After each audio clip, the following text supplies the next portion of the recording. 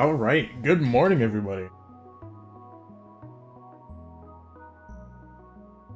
Okay. Let's see. Plan for today. We are going for the Sapphire Middle on movement today. I got really close. Wednesday after stream, kind of in the evening, a little bit before bedtime, I was able to grind down. I went from a 17.750 to 17.729 on movement. I can get this better. It's just a matter of cleaning up my movement a little bit. I also hit sub-minute on Holy Ground and sub-minute 30 on the third temple. I was able to nail the quick kill. It wasn't super early, but I got the quick kill at the end of the waterway. So it's still decent enough. But I have a lot more practice to do if I'm trying to hit the emerald or even get to sub-minute.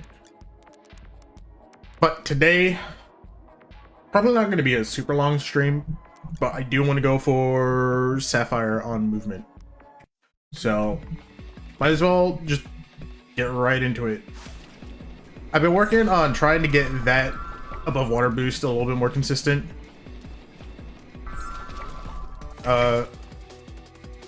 There's just a lot of things. I changed a lot of things. I changed my FOV. I changed my mouse sensitivity. My DPI is different. So it's been taking me a little bit to readjust and actually get consistent with the strats again. But I mean, I hit my new PB with the new settings, so.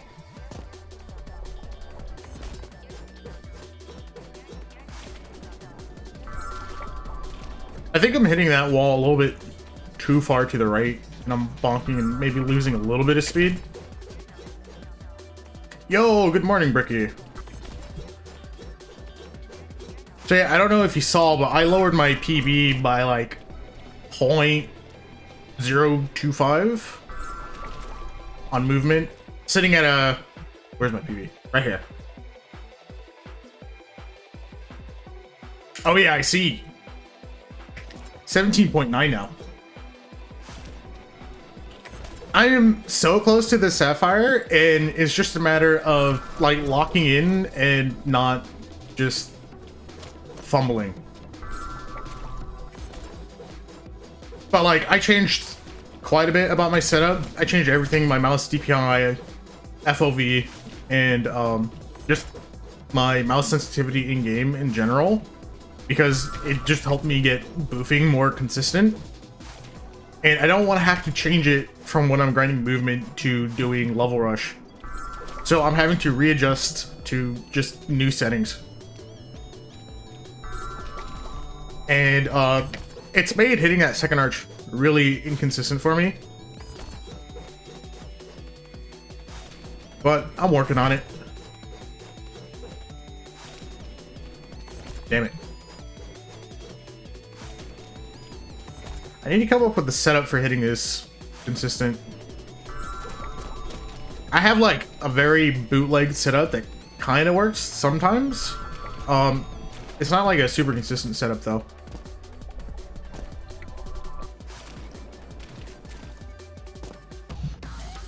That is an awful time to hit. It's my first time of the day. Okay, there we go. Decent start. Okay.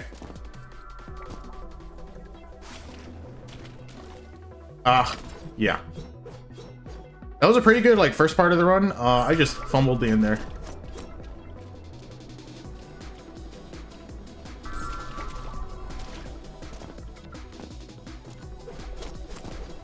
I will say, having a lower FOV has helped a lot on just hitting setups properly for that second arch boost.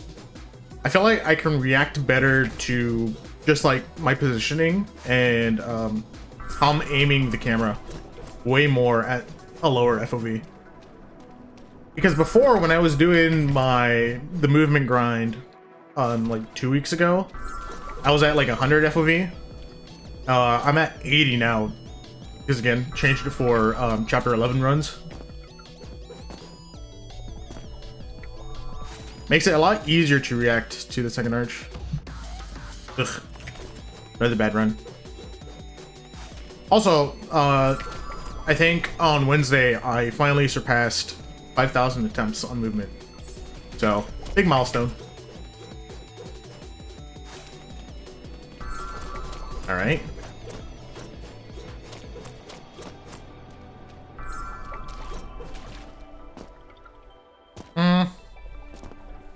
Not quite.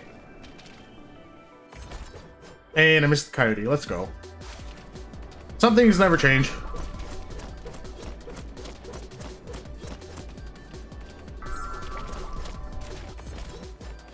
I will say, I feel like with my current setup, at least with my current skills with my strats, I've been on quite a few runs that were like sub 17.7 pace.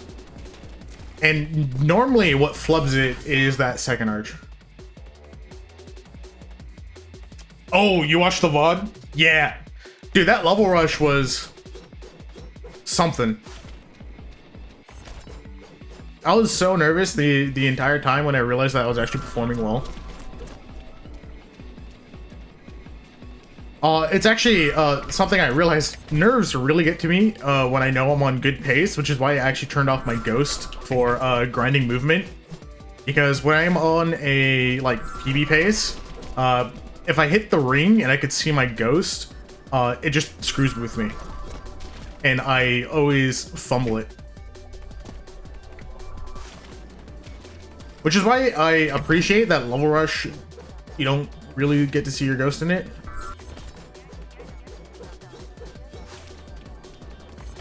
Because I think that would like really mess with me as well.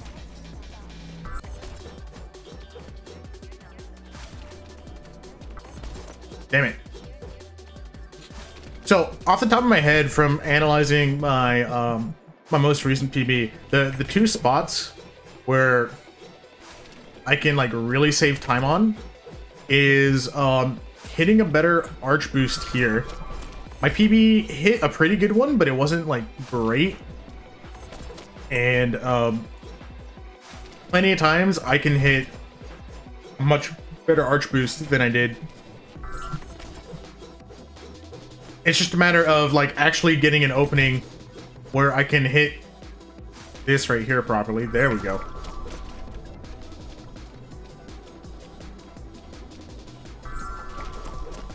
So I think the two big time saves for me is this opening right here and then getting a good stair boost right after this arch. My PB like just barely clipped the stairs and I didn't get much speed off of it. So if I can land a run with a really good stair boost there, I think I'm in business.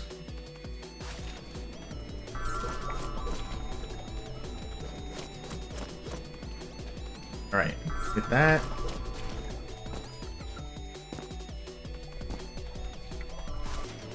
Sure, I do want to know something that's wild. Nope.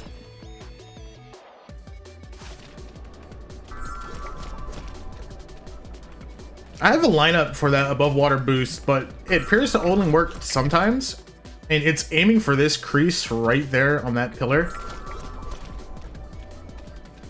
I think it depends on how late I am to actually moving my crosshair onto that crease. If I do it not super early, but not terribly late, it's like a really consistent above water boost right there. Damn it. I have more attempts on movement than you do. Your 3 most attempted levels combined. That's not terribly surprising to me. As I said, I just recently hit 60 hours total in this game, and I'm pretty sure half of that time has been spent on movement.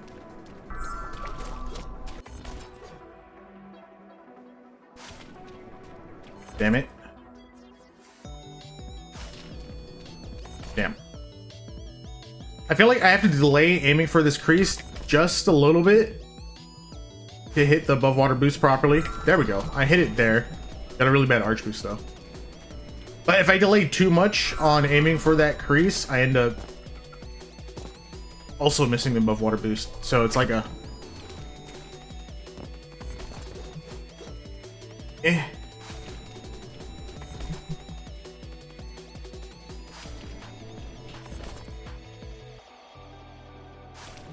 I think the other thing that I need to do, other than finding a more reliable setup for this, pretty surprising considering you have almost 3 times my hours, and you have Emerald Sweep. Yeah, that's fair, I guess.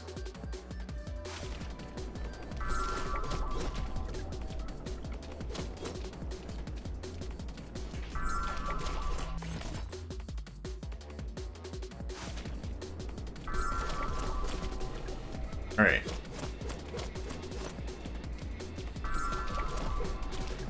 Ooh, bad second arch.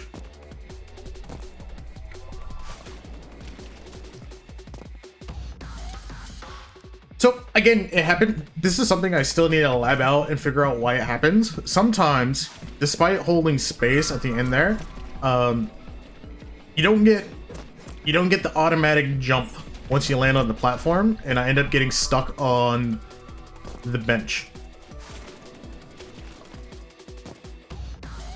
That was actually... I'm gonna have to go back and look at how I did that second arch, because that felt like a really weird setup, but it was still really quick.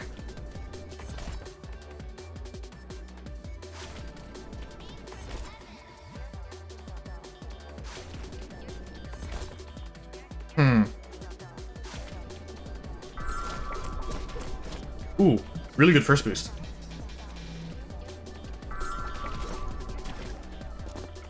That was all right.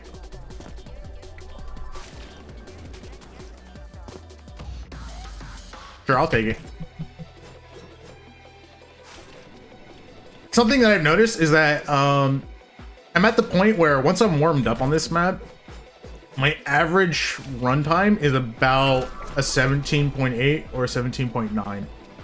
Depends on how well I'm performing for the day, but that's definite improvement. Ooh. I need to dissect this one a little bit. That felt mostly good.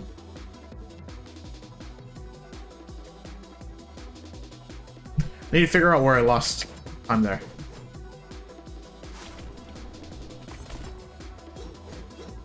All right.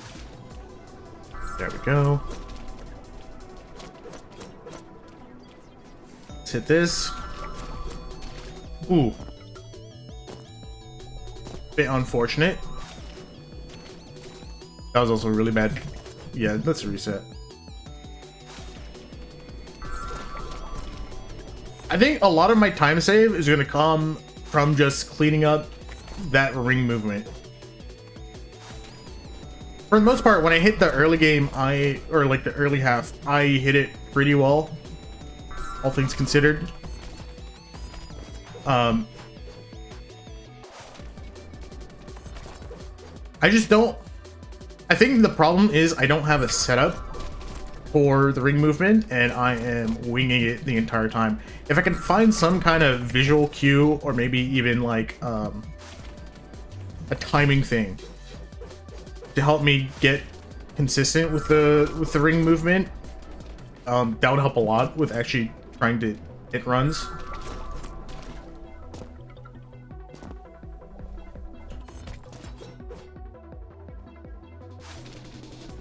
Damn it.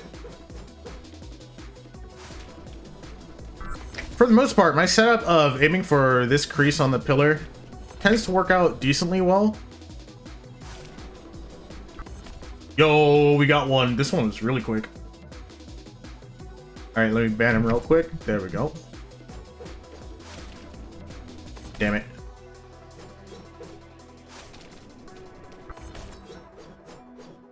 Of course, once I mentioned that this strat is somewhat consistent, that's when I run into issues of actually landing it. Damn.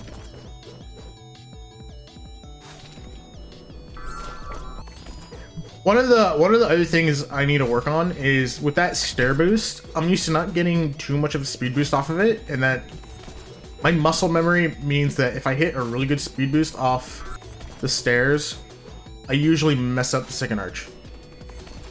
And I just need to practice on getting that good. Yeah, hello.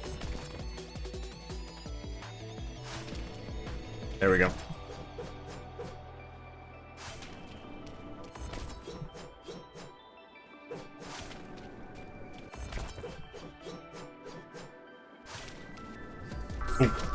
That was a very bootleg setup.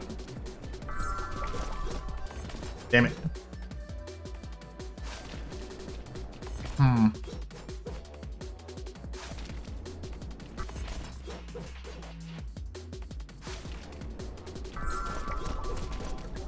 I think I was too far to the right there, ended up bonking into the wall. It's fine.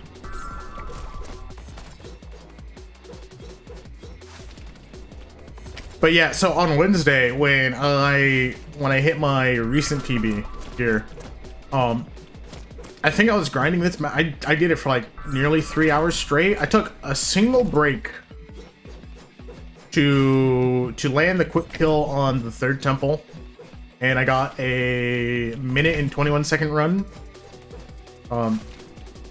First time landing the quick kill, and it was at the. It was like the last possible spot I could have landed it to. It was at the very end of the waterway. So that was cool. I was kind of on a roll Wednesday. Between the level rush PBs and then the 3 PBs I set off stream. That was pretty good. But yeah, I don't know why. Sometimes I feel like I could just turn off my brain and then just do like a 3-hour grind session of like the same thing over and over again. And it's like therapeutic. It's just nice to be able to turn off your brain and just let muscle memory take over.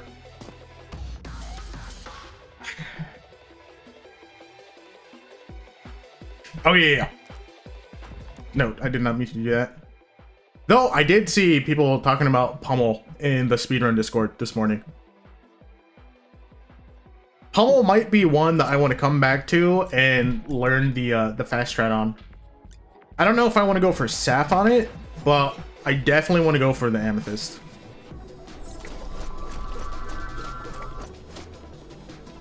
I feel like between... My favorite chapter is like a toss-up between chapter 11 and chapter 1. Like, chapter 1 levels are super simple, but that also makes them kind of really fun to play and optimize. And then chapter 11 just boof, like, I don't know. Boof is just really fun to do. Ooh, not great. Landed on a ring at 15 seconds is not ideal. I've been also slowly working on trying to keep at the timer to make like runtime estimates for like pacing. And what I've noticed is if I could land usually right before 15 seconds hit onto that ring, that usually means I'm on PB pace.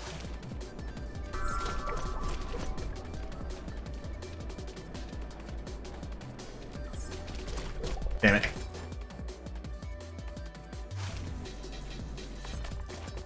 Chapter 7 and Chapter 2. I don't quite remember which one Chapter 7 is. But yeah, Chapter 2 levels are pretty good as well. There we go. Damn it. Of course, I hit the above water boost, and then I bonk on the arch.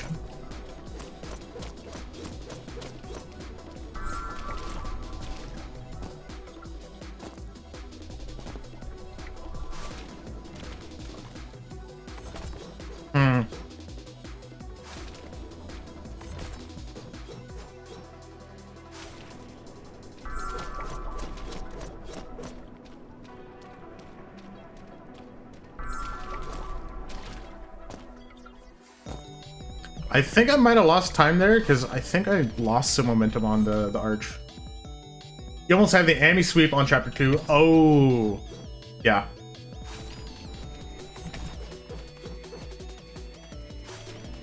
I think right now the main thing that I need to do if I want to get an even better level rush PB is, well, finish the red metal sweep, and then move on to Ami sweep, and that should get me a much better level rush. You just reached chapter 11. You're having a field day, yeah, dude. Chapter 11 is like, I already knew I loved the game before hitting chapter 11. Chapter 11 just really solidified it though.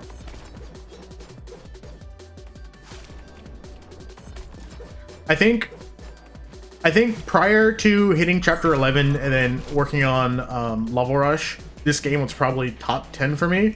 But after chapter 11 and then doing just like really trying to optimize runs, it's definitely moved up to top 5.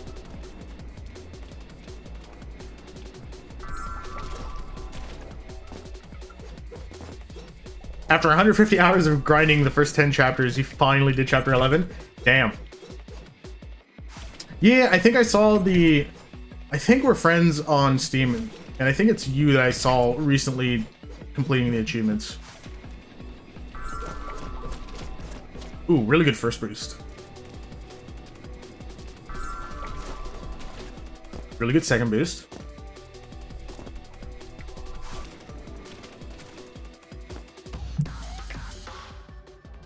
I think this one was probably Sapphire pace, but I messed up my ring movement. I can get that a lot quicker. I just have to, again, find a consistent setup for hitting it quicker.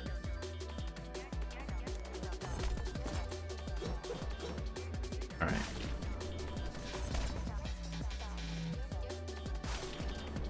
But like my first arch boost in that run was like amazing. Definitely way faster than whatever my current PB was. And then my second arch boost was also really good.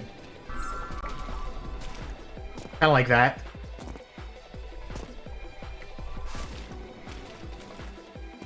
Ooh, see, that right there had potential to PB, but I ran into the problem again of I'm holding space, but the jump just does not come out sometimes.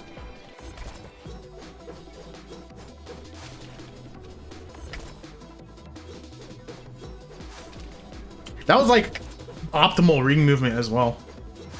That was like a really early dismount and I still made it onto the platform.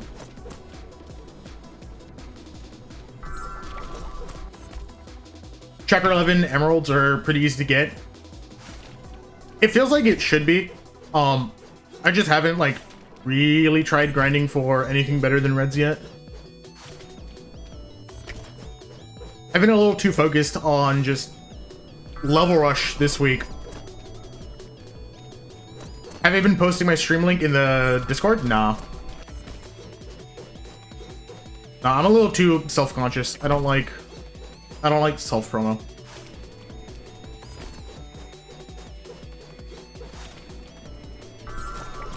All right. Decent. Yeah, I mean, I probably should. I just have to get over the social anxiety of actually doing it. You'll do it for me?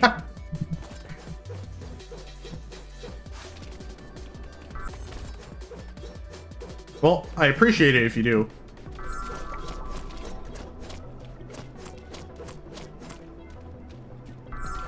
All right. Ooh, here we go. That was a really good second arch.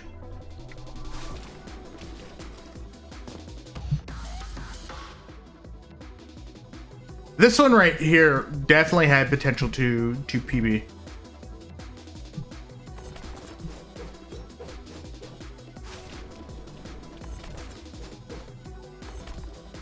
No, I don't even have the red ace sweep. My red aces stopped here, halfway through chapter 6. I have all of chapter 11, and I have chapter 10 as well. But I just need to go in and finish up the rest of these chapters. Most of them I only have aces. This one, Absolution, I really need to tighten up. My PB is kind of bad.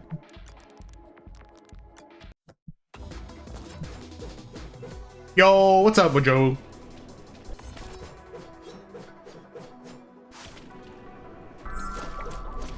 So I'm actually really curious. I know that movement is like really competitive to run, but how many people actually like running movement? Sorry for my friend leaderboard. I will say the entire reason why I got started running movement was because I have a bunch of IRL friends that picked up this game, and then they started trying to beat my movement time, and I didn't want them to beat my time because, you know, I was the OG Neon White player out of my IRL friend group, and we raced it so much, and I got my PB so far ahead of my IRL friends that all of them have just become disillusioned and have stopped playing the game. You really want to hit the sacrifice skip? Yeah, I'll be honest, that skip was a little bit easier than I expected to hit, but harder than I expected to hit fast. That is true. I am aiming to beat you on the leaderboard.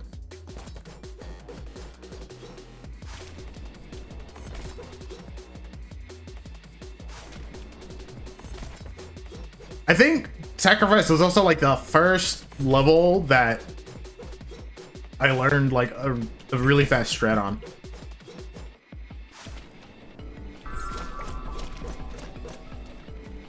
Yeah, the visual cue is reliable, but it's so hard for me to hit properly. Especially because up until yesterday, I was running everything at 100 FOV. So took 20 minutes to hit Saf? Damn. See, I haven't tried Sacrifice on 80 FOV yet, so I don't know how fast I'm gonna be able to hit it now, but yo, what's up, Sleeper? I actually don't know. Do you prefer being called slacking or sleeper?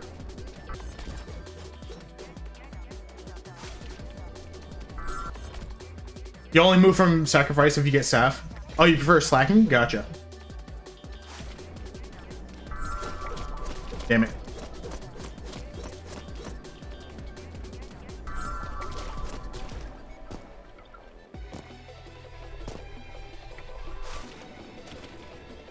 Oof. Damn it.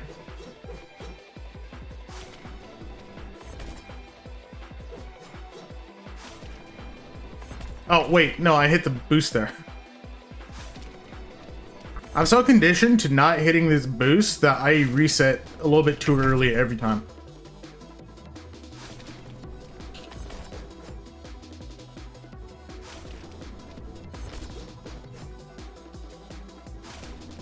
I could probably figure out a more consistent setup for this too. There we go. And I lost time to bonk into the wall. Rip.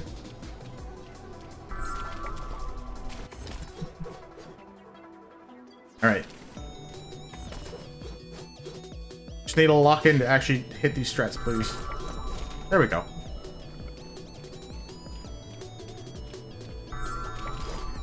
No, I don't currently use the event tracker.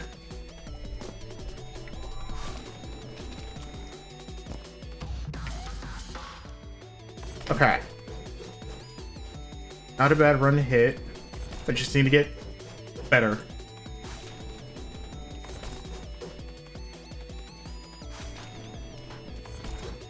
I'm at that point where I still feel pretty new to Neon White, so I'm not sure if I want to try competing in any of the events yet. Unless I am misunderstanding what you guys are talking about. Oh, that's what you mean. Input display. Okay. Let me Google this real quick. Neon White event tracker. Is this a mod? Okay, it helps with speedrun practice and tracking PBs. Okay.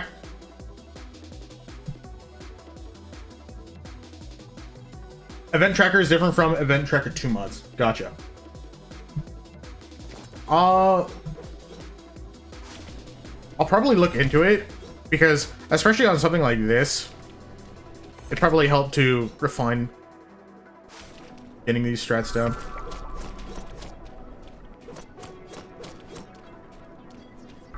Ugh.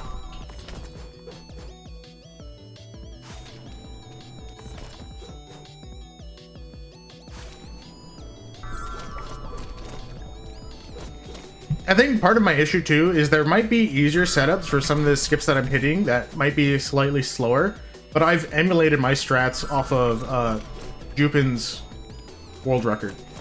So I'm assuming they go for like harder but slightly faster versions of the strats.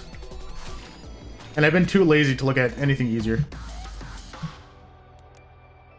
That was not a bad run. You made a trigger file for this level, which has multiple checkpoints to see your pace easier. Okay, I could check it now. Let me see. Present.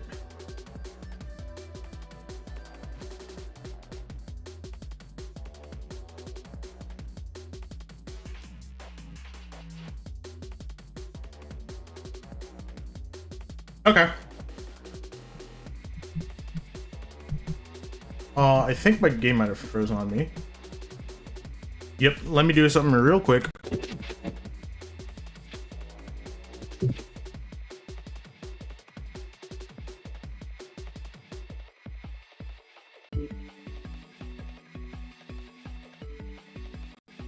And I'm back.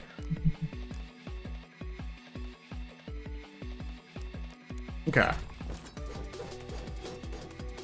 So one of the interesting quirks about being on specifically the version of Linux that I'm using is that things can be relatively unstable if you don't know what you're doing.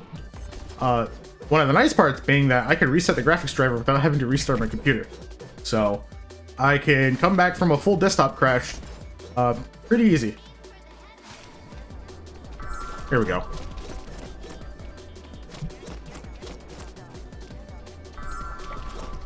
Damn it.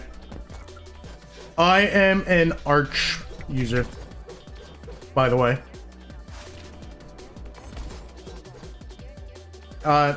Nothing too fancy. Just Arch with very basic KDE6. Usually I use Hyperland, but I got a drawing tablet about half a year ago, and KDE was the only thing that worked nice with it. Now I'm curious, Slackney, do you also run Linux?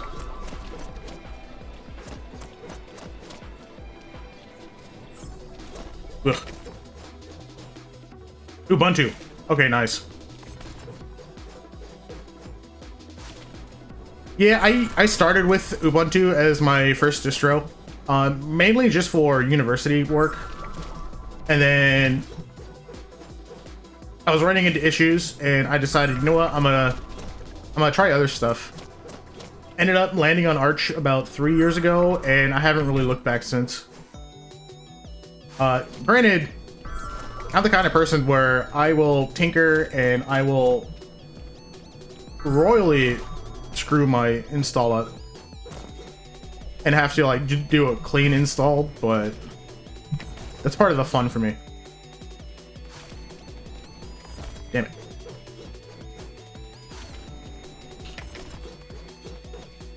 Also, I'll be honest, when I first saw the event tracker thing in the Discord, I thought it meant like events as in like community events. Things like races and whatnot. Which is why I never peeped into the channel.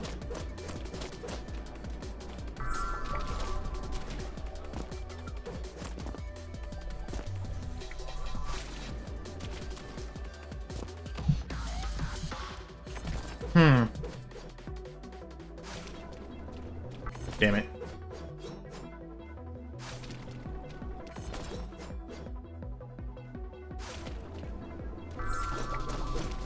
I wonder if that's going to be a little bit more consistent than what I was doing before. Ooh. Okay. Not bad.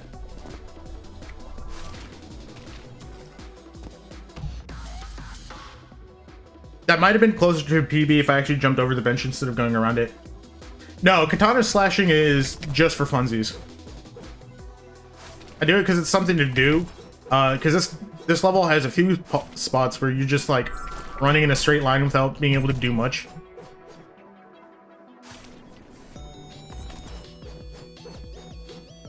Though I should add an asterisk and say, as far as I'm aware, it doesn't do anything. I'm not the most experienced Neon White runner, so.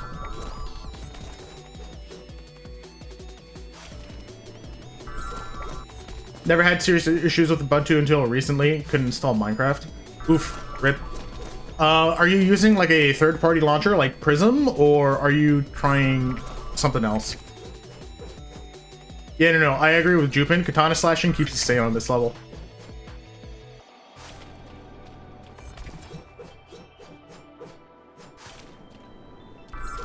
Damn it. Also, how's it going, Jupin?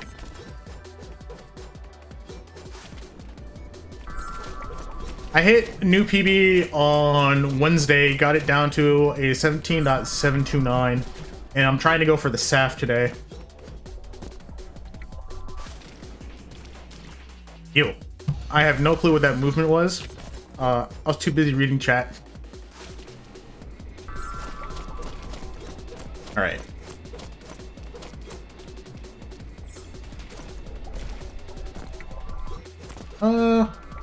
Not the best second orange, but I'll take it.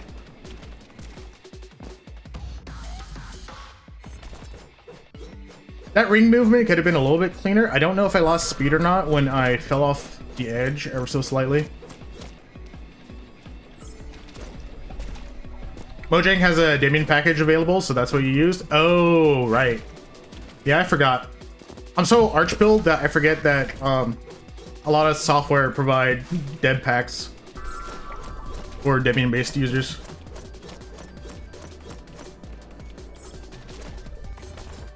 Usually, if possible, I try and go flat pack on everything. That's a little bit more awkward to do if you're on Ubuntu, though, due to their use of snaps. But for me, I just prefer the functionality that Prism provides with being able to just like load up mod packs through the launcher and not having to use like any other services and whatnot. Not just mod packs, but like updates and just managing different instances. Usually when I play Minecraft, the only thing I'm doing is I'm working on like redstone machines. You know, I'm a computer architecture nerd, so working on trying to make like Turing complete machines and whatnot in redstone is my main draw to Minecraft. But ooh, here we go. Ew. Yo, fellow computer architecture nerd, let's go. Yeah, in university, I took computer architecture was pretty much my minor. I have a degree in computer science. And did I just say it was my minor? No, it was my focus during my undergrad. I was really lucky because my advanced computer architecture professor was actually an AMD engineer. He was one of the engineers that worked on RDNA 2 and above. So all the recent AMD GPUs.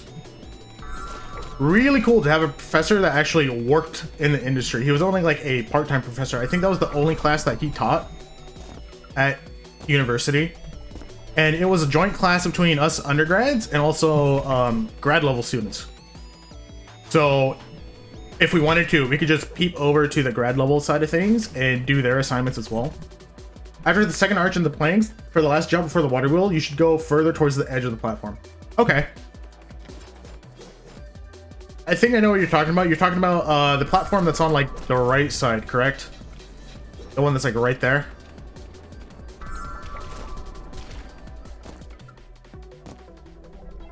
We're talking about this right here.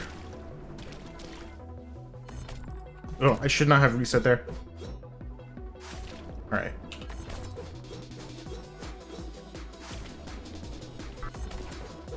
Is that suggestions for me slacking, or were you talking to somebody else?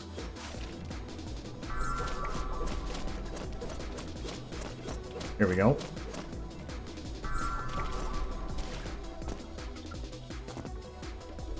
All right, what's up? I'm all ears. Oh, that makes that movement so much easier. Is it because you get a little bit more of a speed boost if you hit the platform that close? Damn it.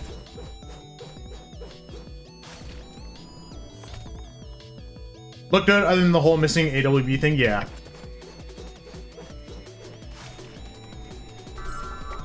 Puts you in a better position further up. Oh, okay, gotcha. Makes sense. You know some computer architecture games made by a team lead at ARM? Yo, okay. I'm interested. It's been a hot minute since university, and I haven't worked in computer architecture since then.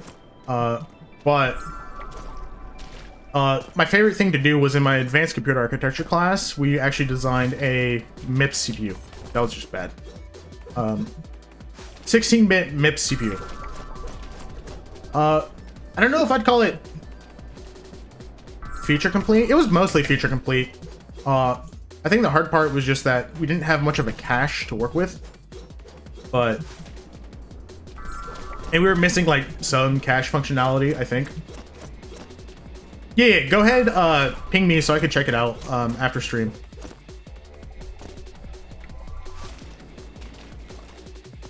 Ooh, okay.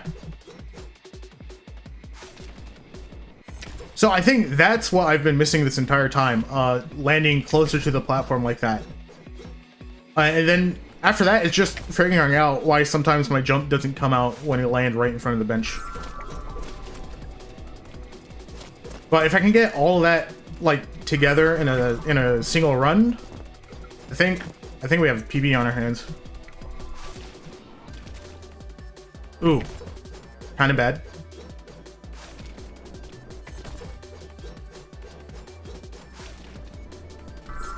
Yeah, there are a few kind of like computer science adjacent games that I have been interested in and I've been looking into. One of them is Replicube. It launched, I want to say, last week. And it's all about using Lua and just like designing really cool things using voxels and Lua.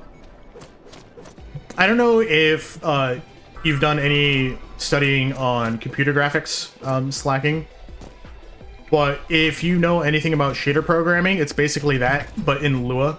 And it's like a game where you're trying to match different objects that the devs have created in these Lua shaders.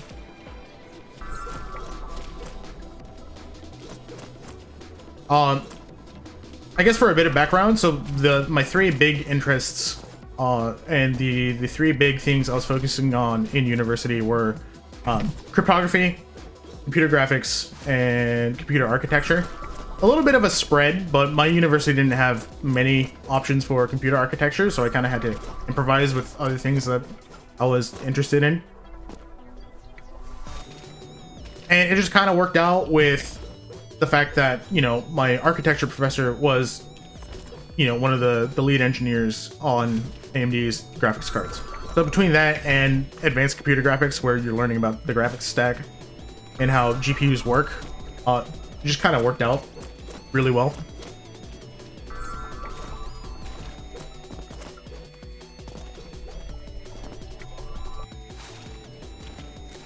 Ew. I think now that I changed up the strat and I'm landing closer to the platform, I have to like redo my muscle memory on that ring because I'm just not hitting it well enough. Damn it.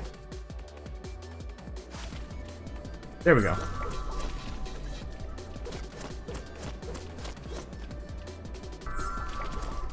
Ugh.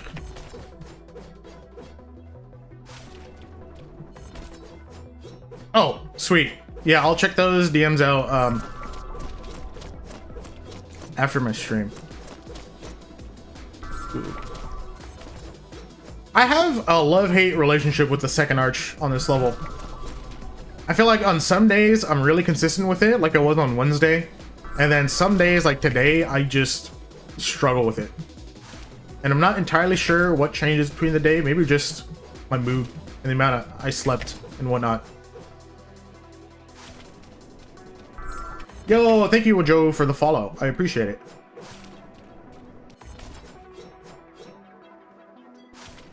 Oh, I wonder if my alerts are broken. They might be.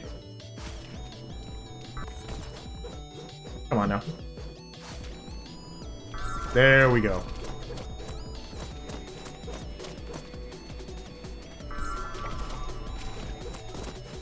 Yeah, second arch is terrible for me depending on the day.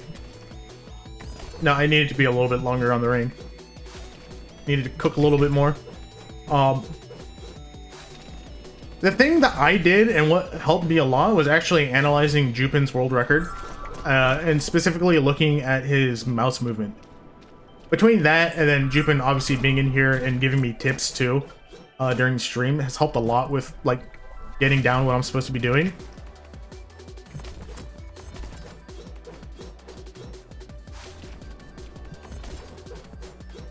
But yeah, that was actually us meeting the follower goal. I guess it's disappeared now. Damn it. Let's go.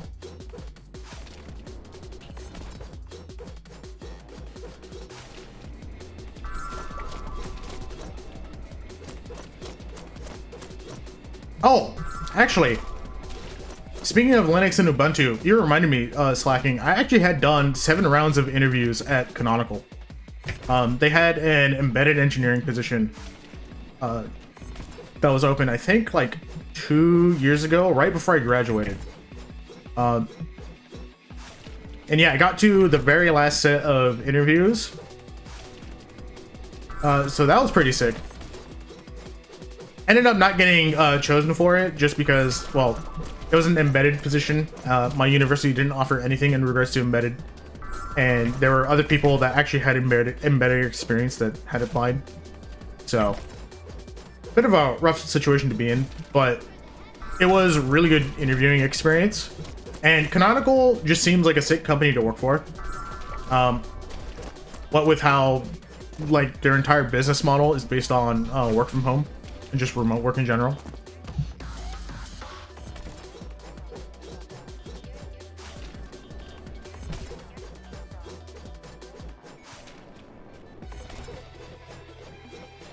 Yeah, let's try and nail this. Here we go.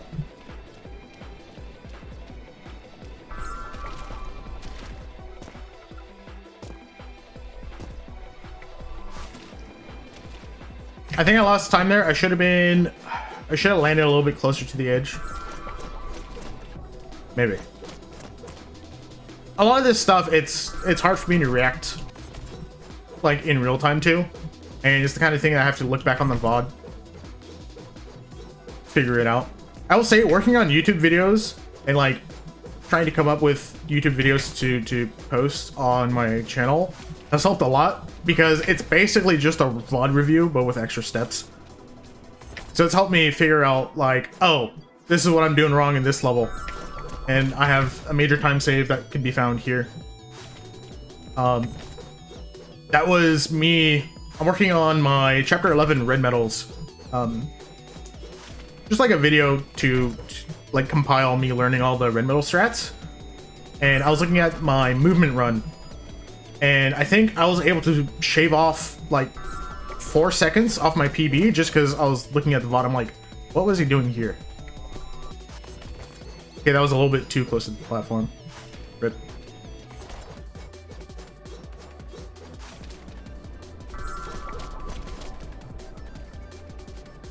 Oh yeah, I'm 100% gonna make a video on hitting the SAF. I have clips saved for every single one of my PBs. Saved locally, so I can't like just maintain the stream VODs the entire time because I think I had something like 2 weeks worth of VODs saved to my disk, because when I stream I have OBS also record to disk. with much better bitrate so that the YouTube VOD could actually look better than it can on Twitch. The problem is that a 2 to 3 hour stream can hit like 30 to 40 gigs at the bitrate that I was saving it at. And I didn't even pick like the optimal bitrate for 1080p 60 FPS. This was like somewhat suboptimal, but good enough where you're not really going to notice it with YouTube compression. And like, so I can't like just have the entire VOD saved. Well, I do archive everything to a VODs channel, so if I really need to, I can always just go back and download it from there. It's not going to be the same quality as like the VODs that are saved locally, but it's still going to be better quality than a VOD that I could download from Twitch.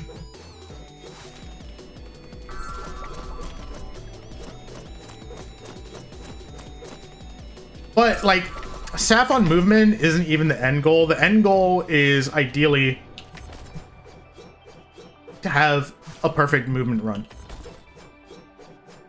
Which, considering how inconsistent I am right now, is going to take a long time for me to get to, but that's what the goal is. I do have a VOD channel. I think if you do, did I do it? There we go. Yeah, so exclamation point VODs. I should probably have like a list of commands somewhere for the bot. I haven't done, I don't think I've uploaded any of this week's VODs yet, but I have all the prior VODs uploaded there. Yeah, I probably should have mentioned it before, but yeah, especially if Twitch gives you problems and you want to view in better quality, that VOD channel is in much better quality than I have on Twitch. I will say, on the bright side, Twitch has been improving their infrastructure, and I think they have some changes in like testing right now to allow for better streaming quality. In terms of bitrate, I think they might also be testing an AV1 encoder, which would mean that you can get better quality for the same amount of bitrate, which would be nice if they finally roll it out.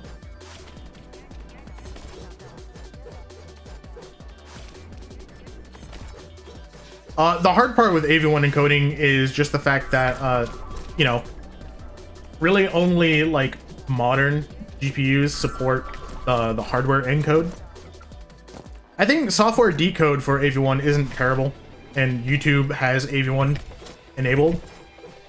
So it's not a problem with like legacy hardware on that side, but the encoding part specifically, I think only NVIDIA 4000 GPUs and above have AV1 encode. And then the AMD RX 7000s and above for that side of things. Oh, and also the Intel GPUs, but I don't know anybody that seriously uses one for gaming yet.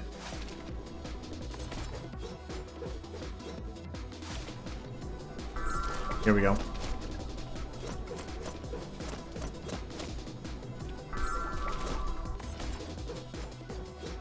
Granted, if you're trying to build a stream PC to have as like a second PC and your main gaming PC had like an RTX card in it, Intel GPUs, from what I've heard, aren't the worst idea, because they actually have pretty good specs for like just encode. I think their hardware encoders are pretty decent from what I remember. Problem with that is just that making sure that, you know, they're stable enough for that to be a worthwhile purchase.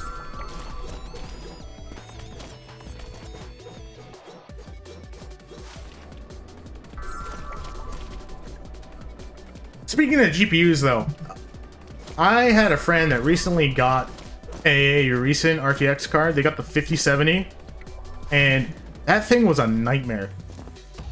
Because of the current NVIDIA driver issues on Windows, I think it took us a week of debugging and trying different fixes before his PC was in a usable state.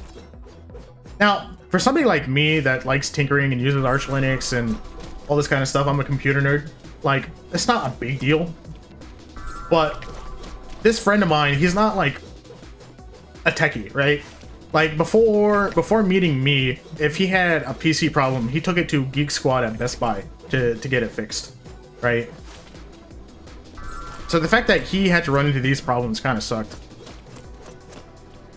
Like, especially considering he dropped something like $700 on that 5070, and for it to just like not work for almost a week and a half on him was really rough to deal with. Ooh, damn it.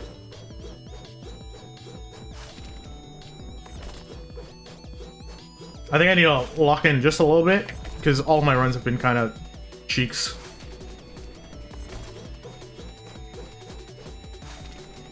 I only hit the 117.7 and that's not good enough.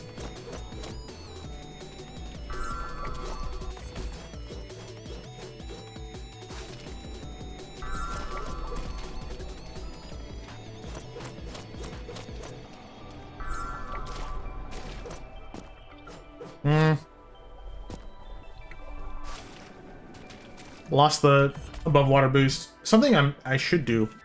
Let's see. Neon white movement world record. Is it Juven's? No.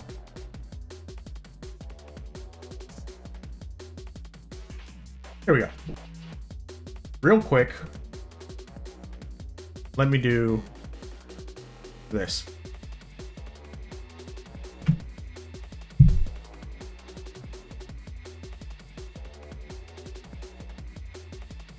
Yeah. Let me lower the volume.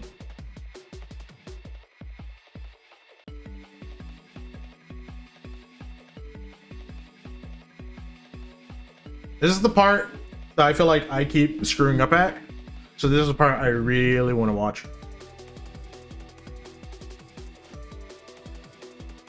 Oh, hold on. Let me look at the input display.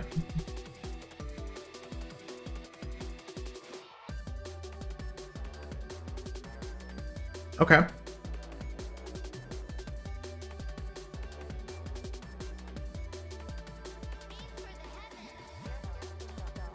So,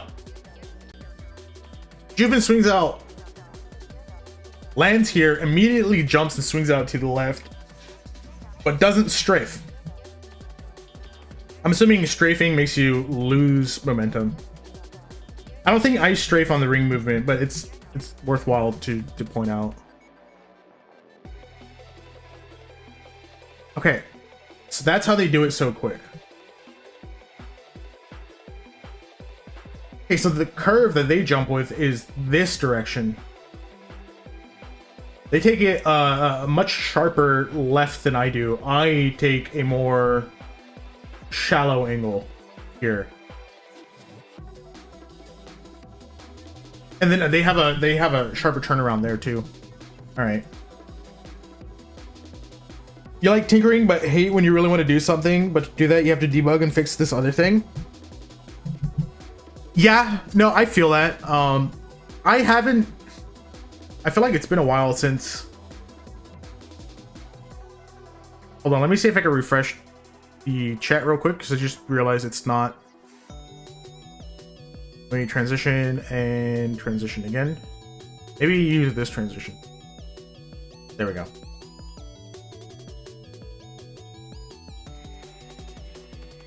Yeah, no, I feel that.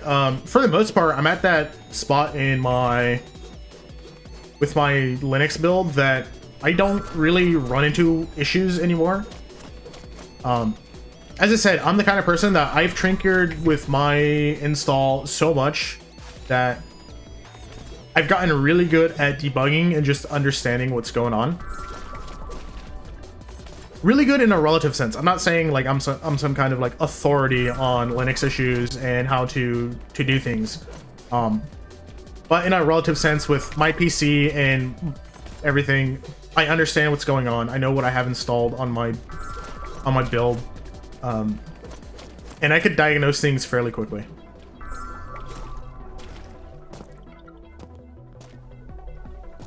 There's a slow, but oh my gosh, That was the thing I was missing.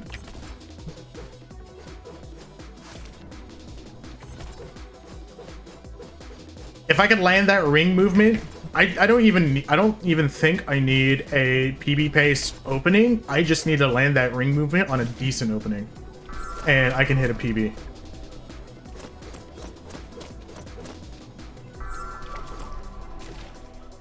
It would help if it didn't keep bonking onto that part of the second arch. Yo. But yeah, for the most part, I don't really run into issues anymore. And like, there's the whole meme that, oh, Arch is unstable. You know, you're gonna run a Pac-Man update, and you are going to just completely break your system. And I remember responding to somebody on Twitter like last week, pointing out that, I mean, as long as you just are smart about how you do your system updates, like, that isn't really an issue. And by that I mean, like, I run Time Shift, which is a service that does snapshots of your machine, and all you really have to do is set up a Pac-Man hook anytime you run your package updates. Automatically create a snapshot of what your system was like before then, so if anything goes bad, you can just roll it back.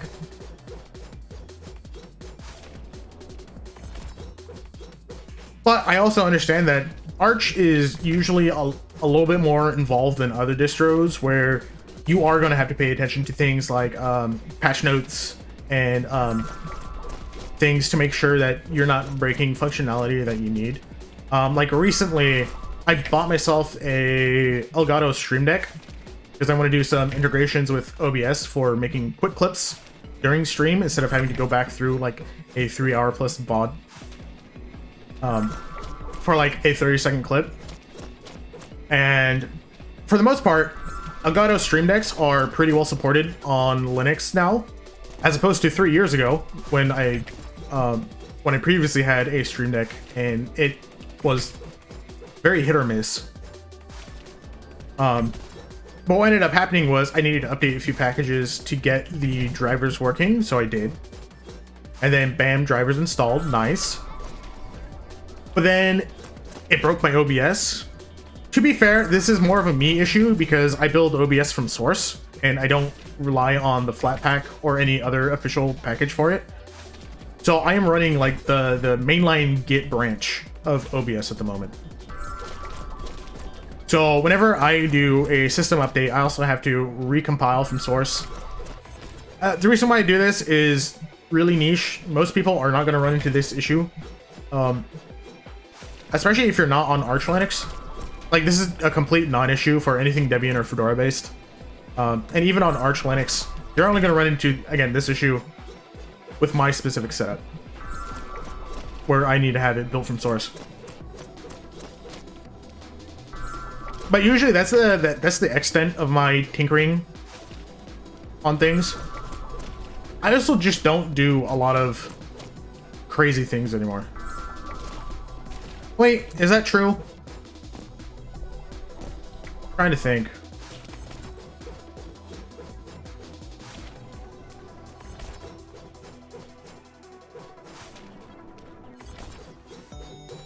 Yeah, no, I feel like that is true. Ever since I got my drawing tablet drivers working, that was kind of like the last major set of tinkering that I needed to do.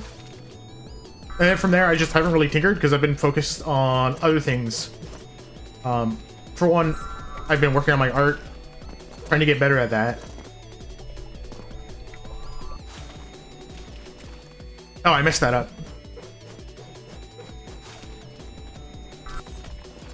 I just need to get a good run going. Maybe I should stop resetting my runs early if I don't get the above water boost, because I need to get this ring movement consistent. This is like an awful time here, but what I need practice on is that ring movement. I nailed it that first time after watching the Jupin's world record, but I need to make sure I actually committed to muscle memory, or else I'll default to my old ring movement, and that's not going to be great.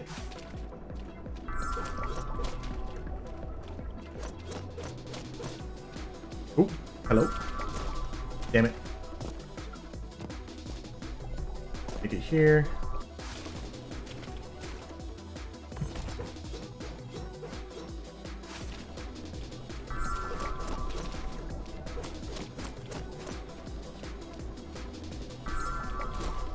Ew.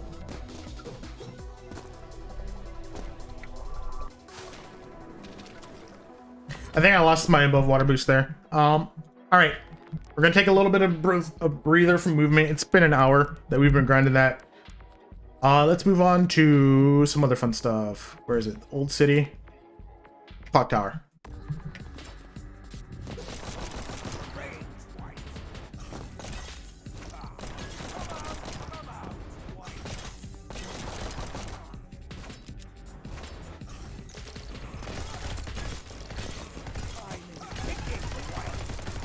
All right, this one I'm still relatively inconsistent at. I got better.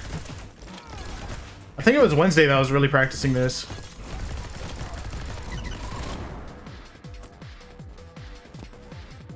All right, and let's go.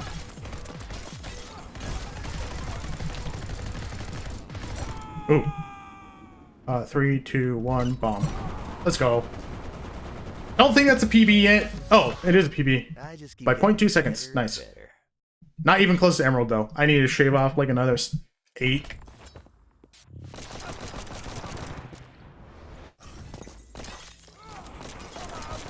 My opening could definitely be faster, I feel like.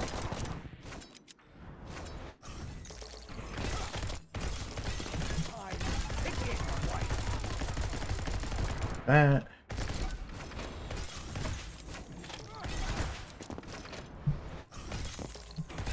Ugh. All right. Oh my gosh. Why?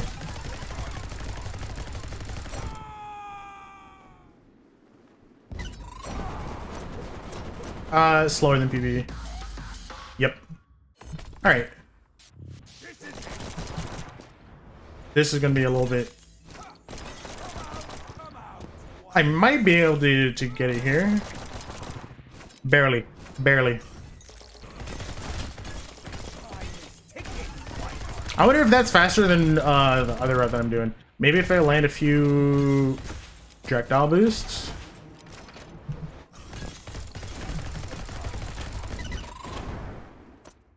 Ooh. Rip. Death Abuse saves about 2.5 seconds. Okay. That's something that I haven't learned yet, but I probably should get around to learning. That's a rip.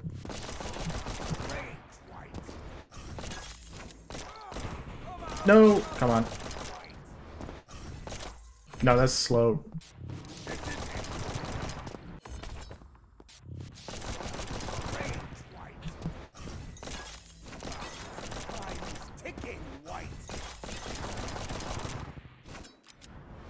I don't really have a backseating policy, at least not in this game. I kind of just appreciate any advice given. I mean, I've already finished my casual playthrough of this game, so at this point, it's just anything I can do to improve.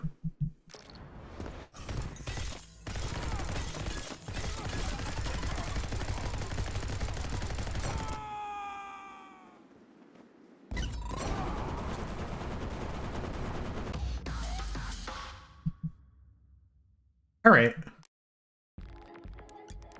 That's decent. I got consistent at it, and that's... If you melee bomb, they do 3 times damage. Oh, I forgot about that. Huh. Okay, wait, now... See, there's a lot of things like that where I know it, like, on a conceptual level, but I never remember to apply it.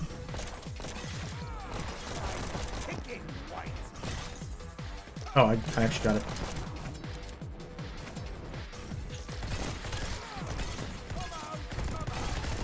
All projectiles? Okay. That's good to remember.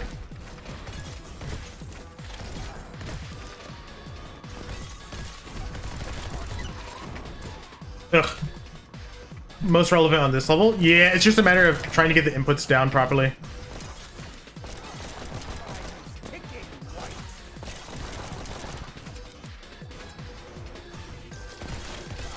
You would imagine me being a pianist for 12 years now. I'd be really good at handling like fast and like complicated inputs. Oh. You. But that's usually not the case. Come on now.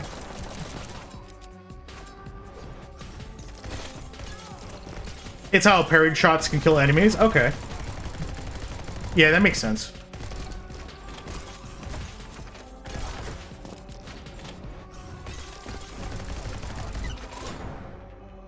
Oof, I missed the double purify. Hold on, I need to hydrate real quick. My throat's killing me.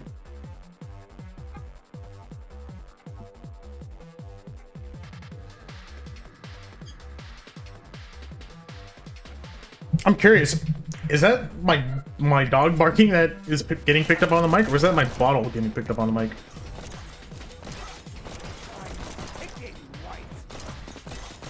No, damn it.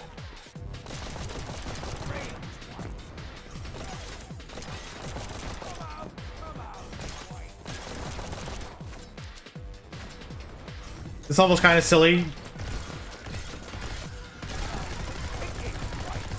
Oh, it was the bottle getting picked up? Okay. It was hard to tell because my dog was barking at the same time.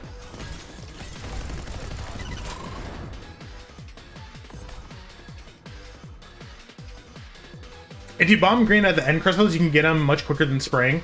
Okay. You mean by end crystals, do you mean top of the clock tower or... Oh, what was that?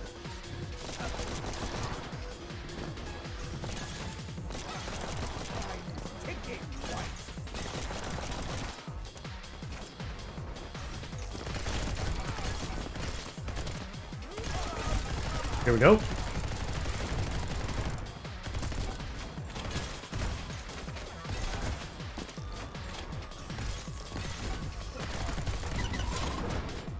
Ugh.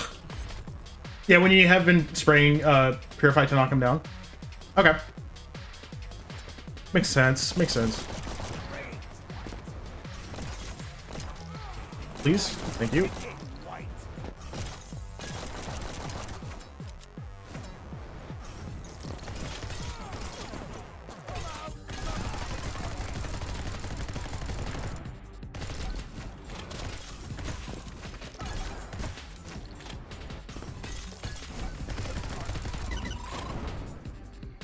I'll take that.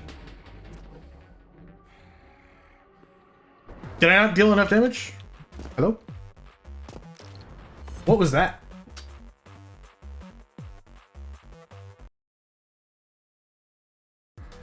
Okay. Nice thing about having a Stream Deck set up is I could mute on the fly and cough a lot easier than before.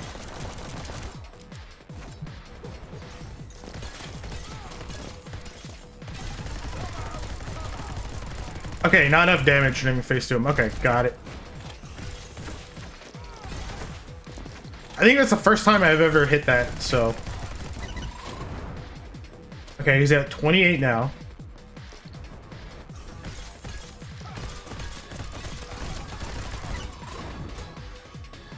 Rip.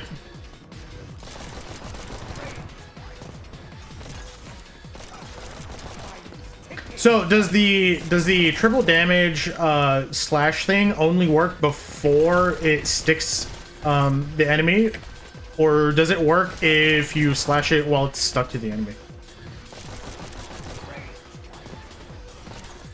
Hello?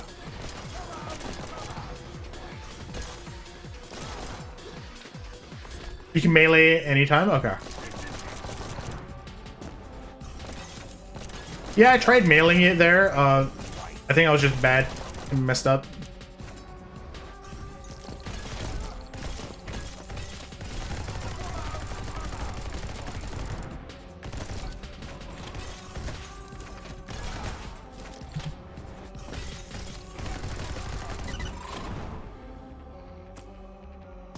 Just make sure he's at 24 health before doing it. Got it. Still not enough damage? Damn it. All right.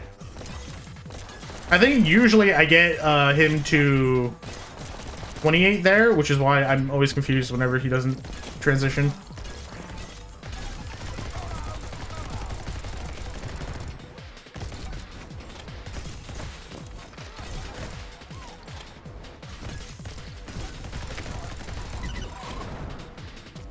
Okay, 26. Nope. Please.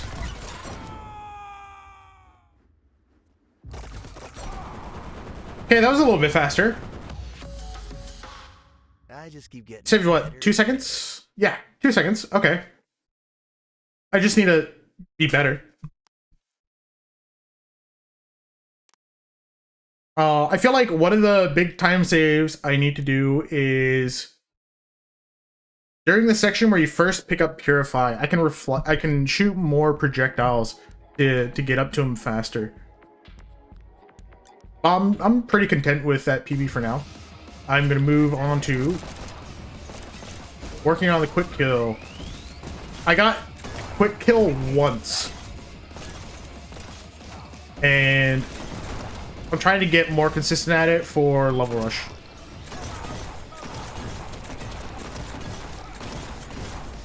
There we go.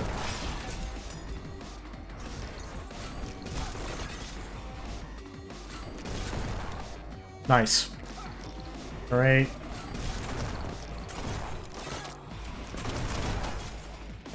Ooh, I still got the early crystal kill. Nice.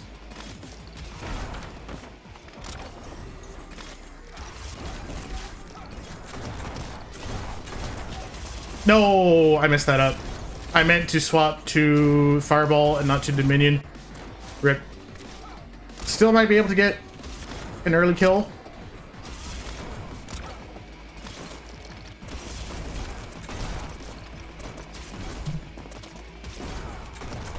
Oof, I messed that up.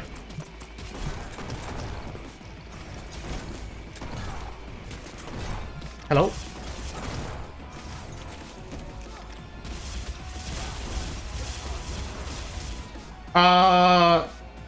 If I could land something right here, I could potentially make this work. It's not gonna PB, I don't think. Oh, it might. Sweet, that actually might be a PB. Wait, no, my PB was better than that. What am I thinking? I killed him before Waterway, or at the end of Waterway.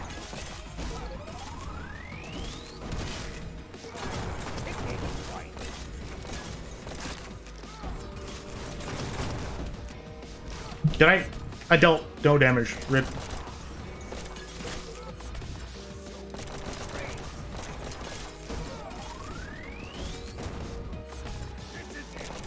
Now we're running into the issue that I normally run into, which is I did good once, and then I start making mistakes.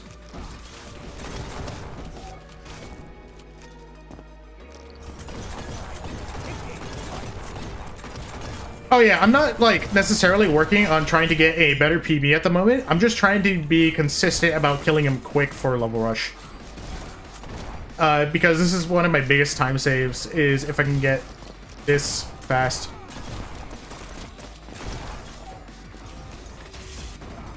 Ooh, let's save this real quick. There we go.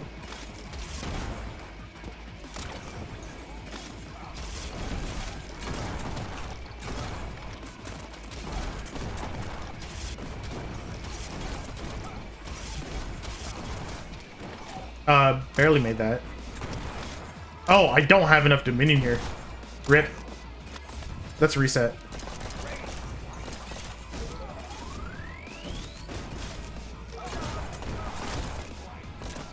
Excuse me? Okay. Slow opening. Rip.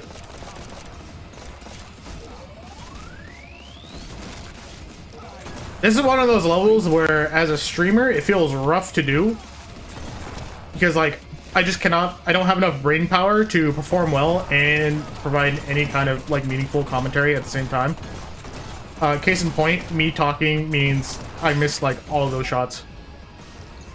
So, really slow opening. Hello? Please, thank you. Like this right here, I think is 3 seconds slower than my PB.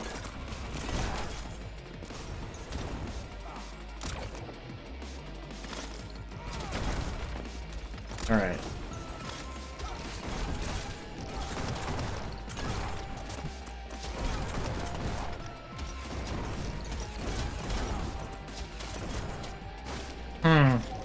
I don't think this is enough damage on him.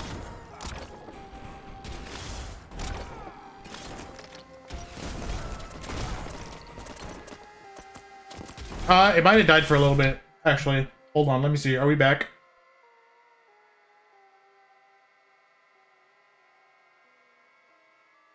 Okay, we're back now. Okay, let's restart that.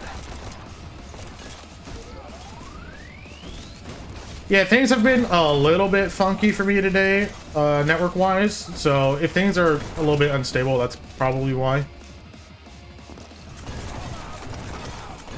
Yeah, so I was saying, this level is hard for me as a streamer because I don't have the brain power to commentate and play well at the same time. So, rip.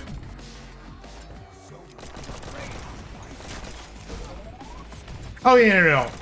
I feel like I feel pretty comfortable with the fact that I think everybody realizes that green fights are a lot of brain power. I will say it does mean it's good practice for me trying to perform well and commentate at the same time. I mean, just in general, I'm bad at doing it. Even with something as simple as working on like a computer science project and trying to talk at the same time. So this is the kind of thing that, like, even outside of streaming is pretty useful to learn. I got the quick crystal, right? Yes. Okay. I don't know how I got so consistent at that when Wednesday I was struggling to even hit it once.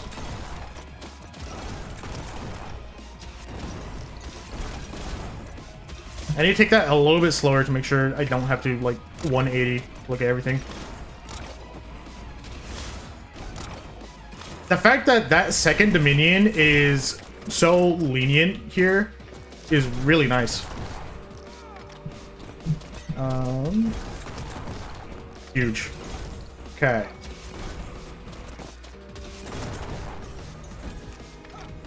Save it real quick. I think I get him here. Yep. Nice. Don't think it's a PB, but yeah, just like a second off. But the fact that I landed the quick kill a second time is good. With practice, I hope I can get this consistent enough to pull off well in a level rush. All right.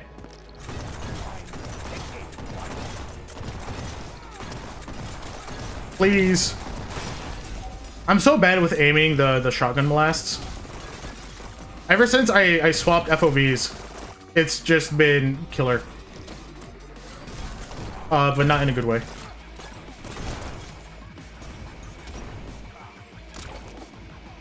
Let's not die here, please. I'm on 1 health. I normally take a little bit of damage coming into this section. Oh, rip.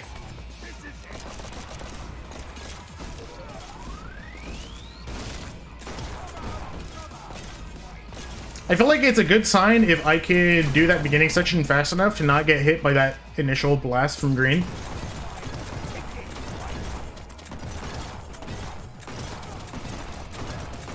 Please. What is that?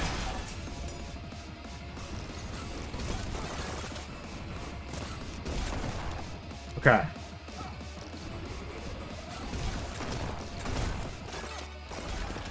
No. Unfortunate. Unfortunate.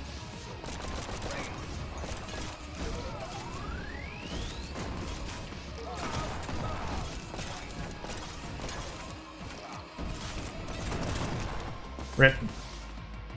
Alright, let me take a real quick breather. Okay.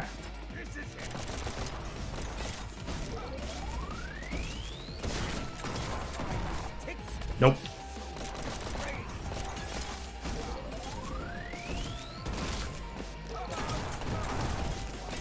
But yeah, this is kind of what I did Wednesday when I hit all the PBs that I did. I was just alternating between movement and this level.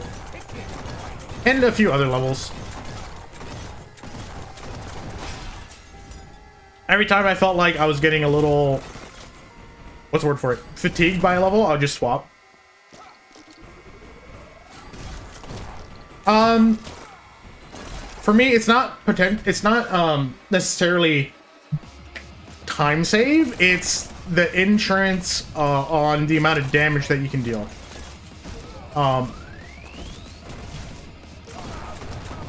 Doing the crystal break properly just means that you get more damage in. So it's insurance for trying to hit the quick kill.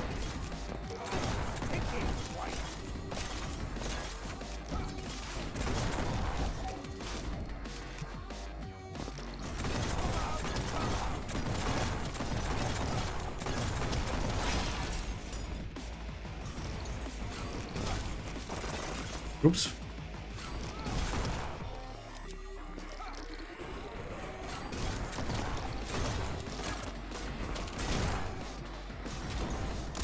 I think when you get the early crystal break, it's because you get 10 damage during that phase, which is...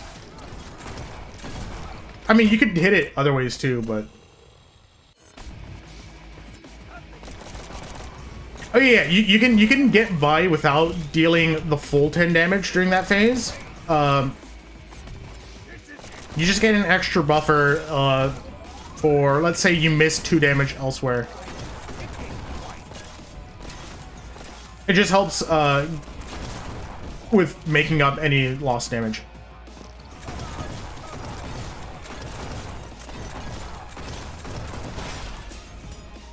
So I think a better way of thinking of it is it saves time if you mess up earlier in the run.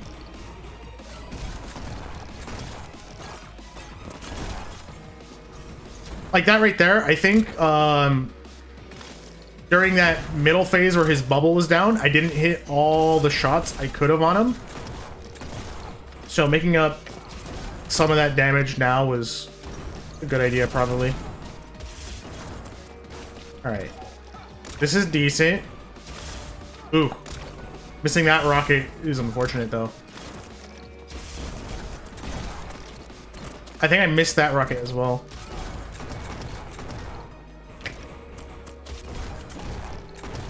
Not what I meant to do. I didn't mean to use Fireball, but, I mean, it works out.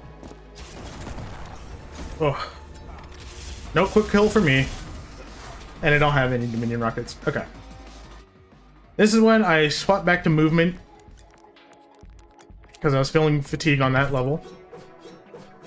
I feel like it's really easy for me to get fatigued on that level just because of how fast-paced everything is. Movement I could go at for like an hour because it's more repetitive, which I guess some people would probably view as a bad thing, but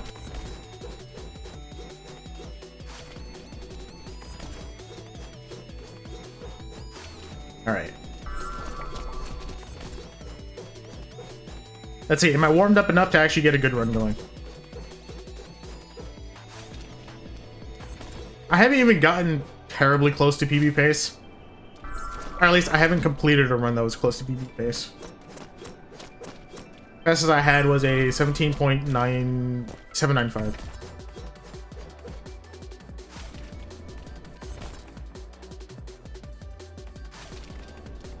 Yeah, third temple to move me is insane. It feels like it's so much slower.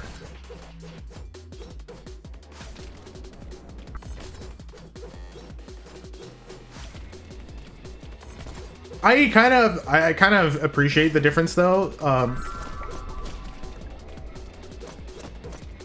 Yeah, a lot less bang. The difference isn't lost on me though, because it's a nice change of pace, right? Because usually I get fatigued on movement because it's just repetitive, slow-ish the entire time. And then the third temple I get fatigued on just because it's a lot of non-stop action and just execution. So being able to pause, take a break from one and move to the other really helps with like the mental, at least in my opinion. That was a little bit too close to the platform. I do remember that being something that Jupin told me when going for the ring movement that he does. Something you have to be really careful about is if you are a little too gung-ho about how close to the platform you are, you're going to land on the platform, and that's a massive time loss. All right.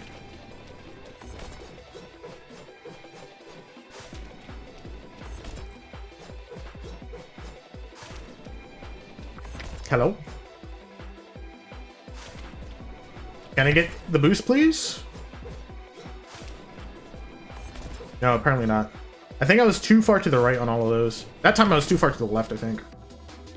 I have like a vague idea of a visual indicator for that boost, but it's like so vague that it's hard to use it to actually like hit it in a run. It just kind of lets me know after the fact what I should have done to hit it.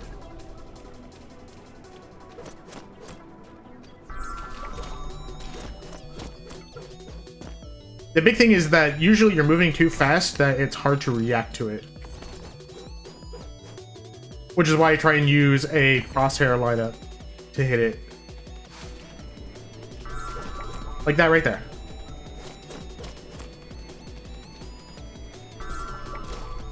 Damn it. Alright, that's fine. I get to practice this movement again. I hit it so well that first time I analyzed Jupin's world record, and then I just have not hit it again since. So maybe what I need to do is rewatch the video. Actually, that just gave me a great idea. I want to rewatch the video anyway because I want to see the lineup here. Let me transition real quick. Okay, reset.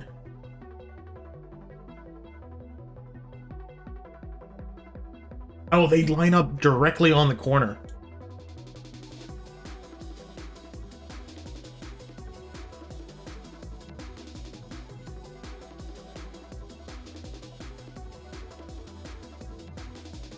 Okay.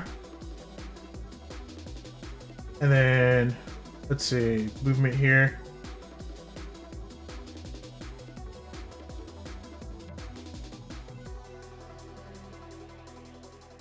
That's right, they swing out really far. Oh, wait, hold on. Did I see that correctly? Okay, this is probably the big thing that I've been missing. So, watch this. They drop a little bit right before they jump. I think I've been doing my coyote jump too early. So check this out. They drop for like a frame or two before they coyote jump. I don't think I've been doing that. I think I've been coyote jumping like the moment I get to the edge of the platform.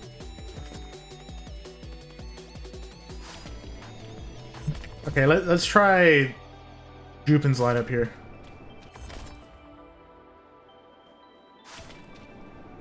Ooh, that might actually be better than what I've been trying to do.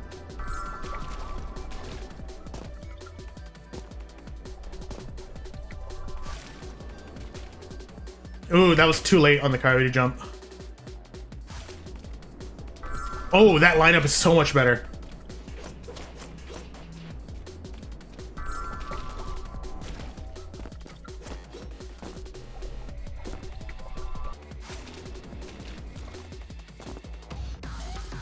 Okay. Considering I messed up the second arch there, not bad.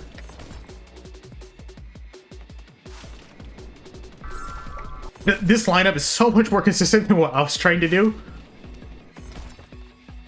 I don't know why I didn't think of just aiming directly for this glass piece.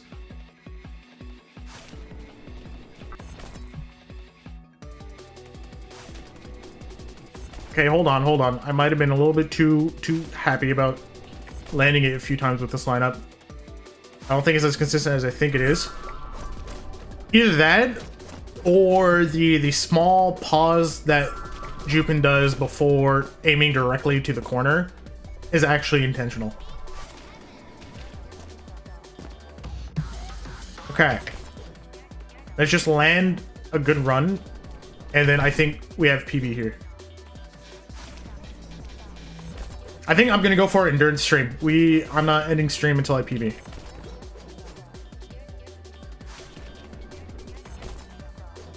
I definitely have the time today to do it, so might as well. And if need be, I can bring out the soju. Get real fun with it.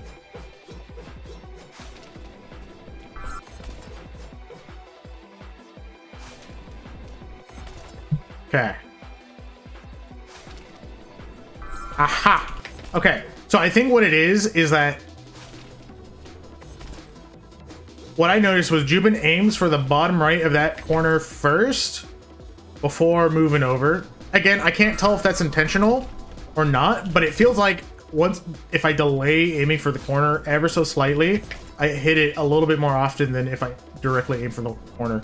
And I think it has to do with the angle that you approach the glass at.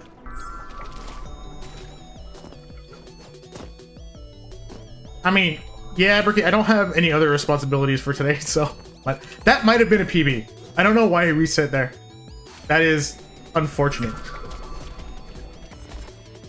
I feel like the hard part with this lineup though is I'm not used to the I'm not used to getting the arch boost from that angle. Oof, rip.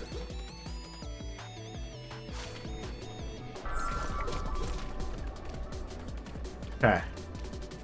Decent start. And I screwed up second arch. Rip.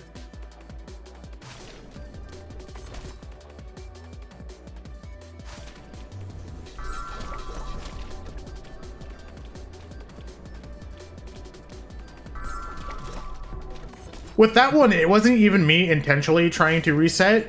It just was muscle memory. I'm too used to resetting on movement, so my muscle memory just instantly hit F. It's not like I was trying to reset there. Damn it.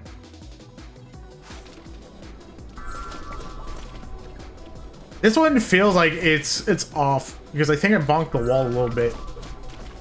Definitely off with that.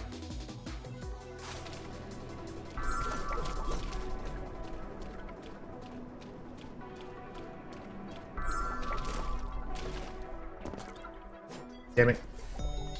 All right.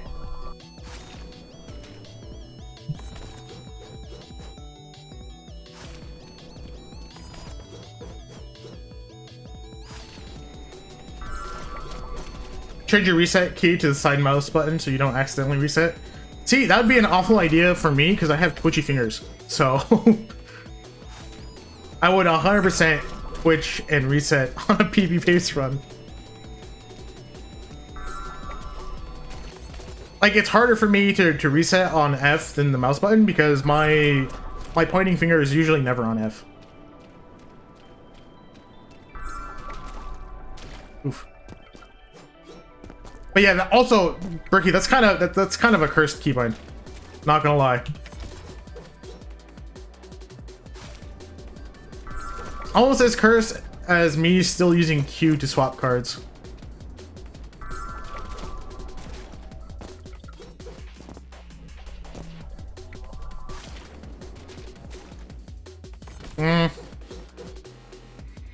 Oh, you have twitchy fingers on your keyboard hand? I feel like both are twitchy for me. I just don't, because of piano, I don't have a habit of resting my fingers on the keys.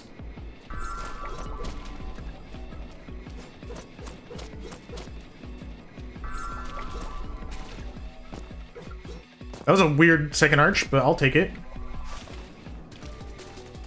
No, I hit space instead of coyote jumping.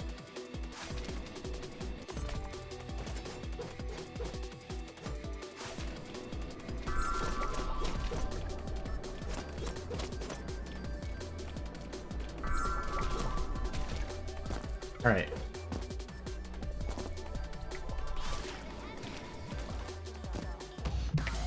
Okay, we actually finished a run. That's something. Let's see if we can do more. Also, what's up, Dennis? Sorry, my bad. I saw you in chat and I forgot to say hi.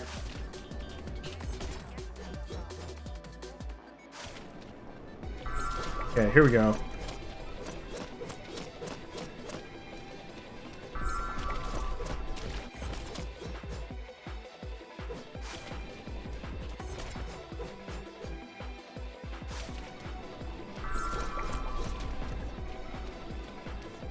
I think I need to swing white maybe a little bit more.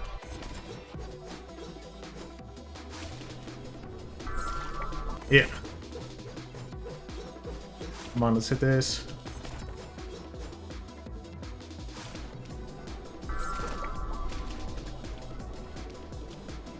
Swap and reset both on side mouse buttons.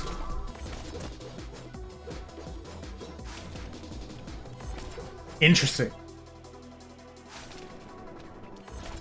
Like,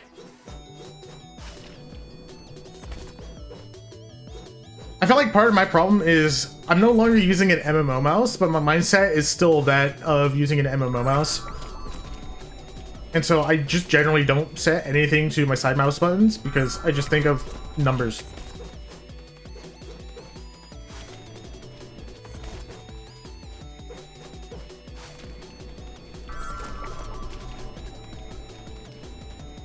Shift to move backwards, what? Ugh, damn it. Now, I'm curious, is there like a use case for that? It seems wild on the surface, but I have a feeling like there is a very specific reason why you have that.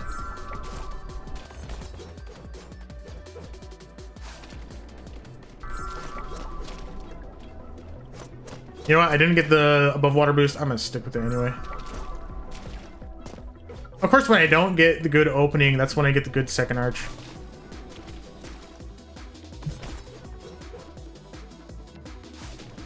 Defaulted my old setup.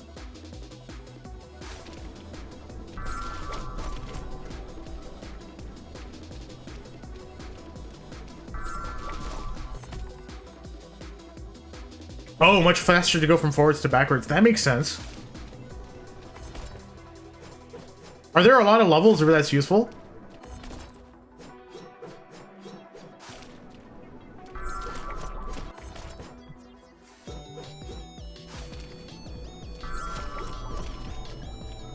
Trying to think. Off the top of my head, there's that one level I forget the name of with the flower demons that give you the boost. And it starts off by you going forwards, backwards, and then forwards again. Maybe like a fifth? Okay. That still makes sense though. It's not like you use backwards all that much. Like, aside from those levels. So I could see that working out.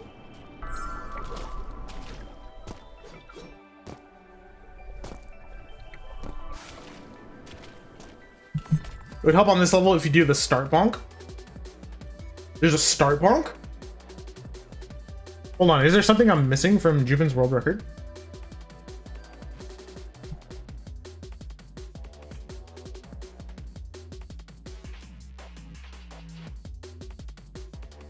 Hold on, I'm watching the inputs right now.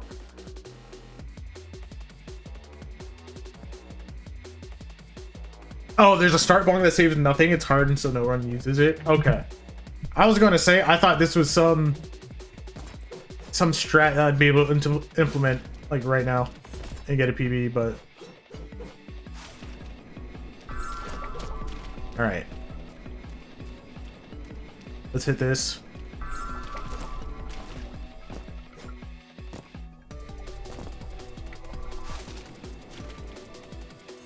Damn it. Edged a little too hard there.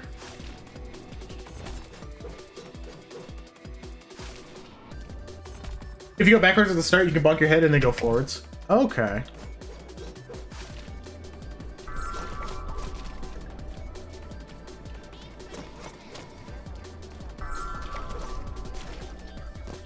too much momentum off the second arch. Rip. Edge too hard again. Rip. Lost my above water boost for just a little bit.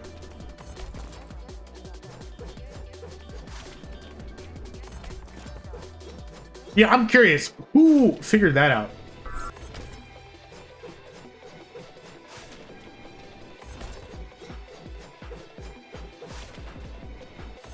And also, when is somebody going to actually implement it to hit a world record? Because I feel like there's somebody crazy enough out there to do it.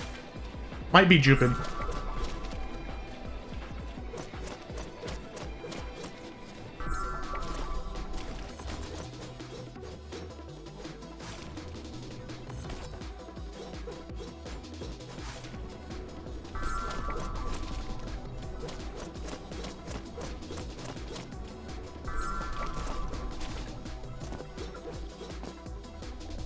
No, it doesn't sound too hard to figure it out, but like... I'm just...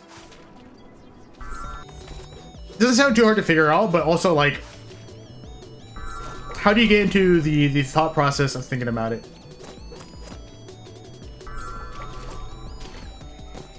Because like, I've been speedrunning for many years now, but I've never been like one of the people that were part of like the discovery process for most tricks. So whenever I learn about strats, first thing I think about is, you know, how was somebody in the headspace to figure this one out?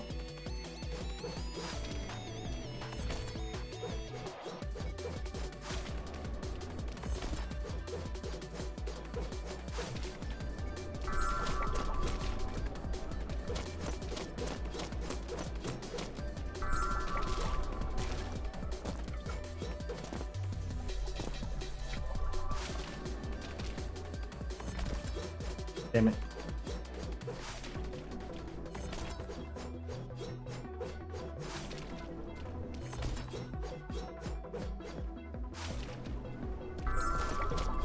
Alright, I haven't hit a time better than 17.795 from earlier in the stream. I should probably start finishing out runs even if I know they're not great. You just see things and go, sometimes. I guess that makes sense.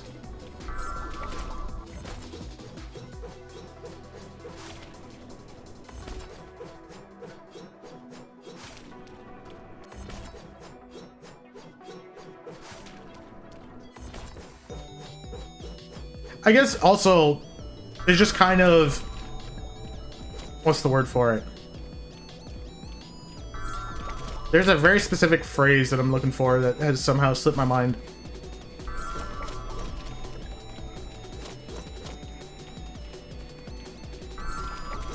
I guess root cause analysis isn't the correct term, but it was what I was fishing for.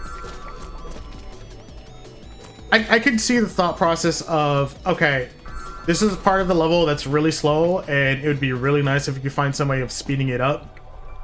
What are some things that can shorten your jump? And then thinking, oh, bonking your head first. And then from there, fishing around for a way that you can do it. That thought process makes sense to me. Only thing you found is the alternate backup for the Forgotten City. Oh, nice.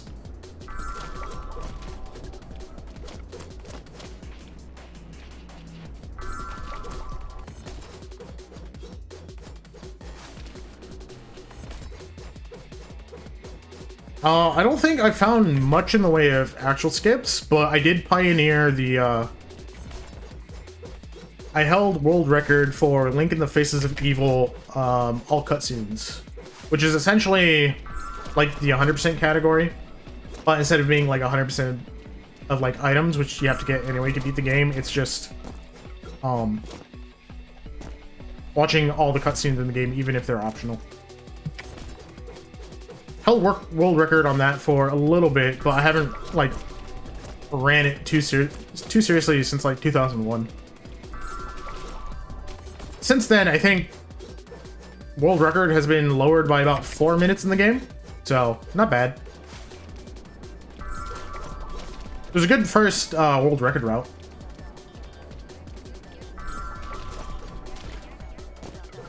heal.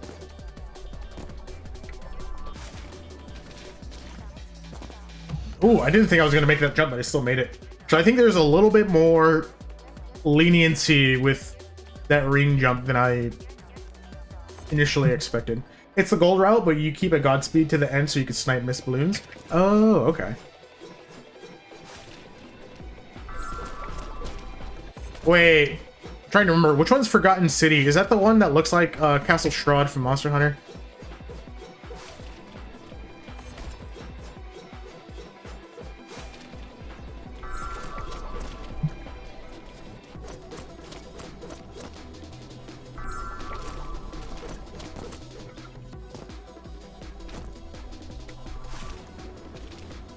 Okay, yeah, I'm just really bad with level names in this game. I have to go in and actually look at mission. No, not you. Not you. Is it the burn that cures? No. This is how it is whenever I see anybody talking about any level in this game. I have to pull up the game and look at it. Oh! This level. Yeah, this is the one. This is the one I was thinking of. This one, every time I see it, reminds me of Monster Hunter. Because the fog and just like the color scheme reminds me of Fatalis.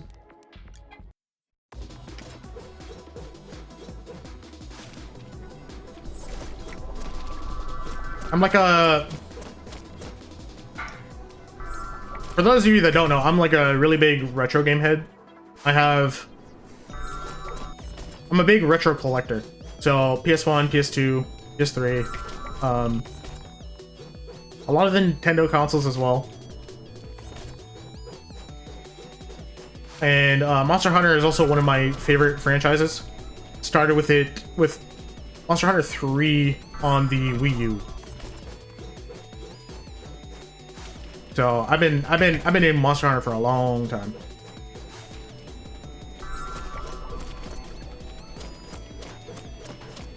One of the things I would love to do, I have an original PS2 FAT with the Ethernet expansion, and I would love to get together a group of friends to play OG Monster Hunter 1 online. Because apparently they have private servers that still work for that game. And it's not like a huge community, but it is like decently active. And it'd be really sick to just get a group of friends to do that. Only problem is most of my friends that play Monster Hunter are like, they're 5th fleeters, so they didn't start until World. And it's a lot to ask somebody to go from the Monster Hunters that have a ton of quality of life to the ones that have like no quality of life. Like, I know I love old Monster Hunter, but that's because, you know, I obviously grew up with it. And I find the lack of quality of life to be endearing. It's not everybody's cup of tea. Especially spending a few hours having to gather items. Make sure you have enough potions and whatnot. I enjoy that aspect, but not many people that I know do.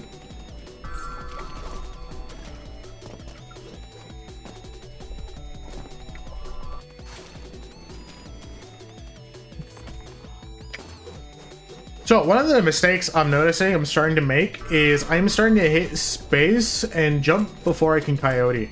I do this because I normally, whenever I do that coyote jump, I then press and hold space afterwards to try and jump as soon as possible. In the case that I'm like, I bump into the bench. But I'm starting to hit space a little bit too early, and it's causing me to mess up my dismount. Alright, take care, Bricky. I will do my best to hit Sapphire while you're gone. Knowing our luck, and me normally hitting PBs when you're not here, hopefully it should happen. Lost above water boost there. Rip. Should have still finished out the run, though, to see what time that would have been.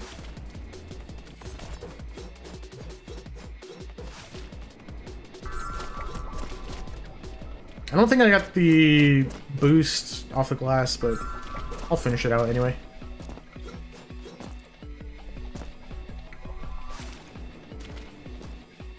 Ooh, not quite.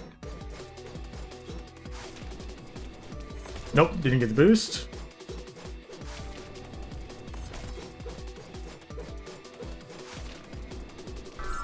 So yeah, for anyone that wasn't here for the conversation earlier, I only have 60 hours in Neon White, and half of that time has been spent here on movement. I'm approaching 6,000 attempts total on movement. And I don't even know if Neon Light tracks attempts from before the mod was installed, because I was grinding this level hard even before I installed Neon Light. So it's also possible I have wide a bit over 6,000 attempts. So I think half my total playtime has been here on movement.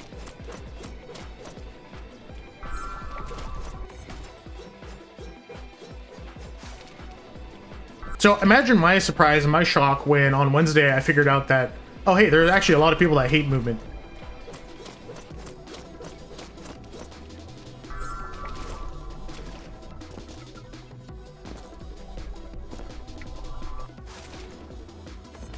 I don't even think I hit jump there.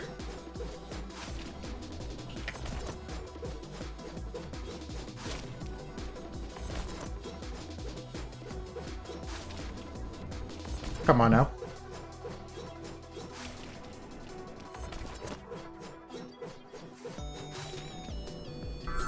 You hated grinding the sap for movement? I feel like I might still be in the honeymoon phase for movement, because so far I feel like I haven't had too many problems like landing PBAs. Like, I'm trying to think what my longest PB grind has been so far in movement. I'm thinking maybe 2 days. To me, that doesn't seem like a terrible amount of time. So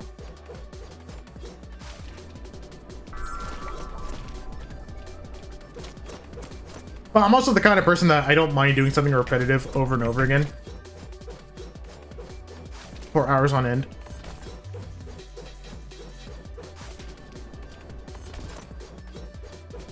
I mean, to be honest, if I did, I don't know if I'd be cut out to be a software engineer, because the amount of time that you spent bonking your head against the wall for bug fixes would probably drive me crazy if it wasn't for being fine with new repetitive stuff. Okay, that wasn't terrible ring movement.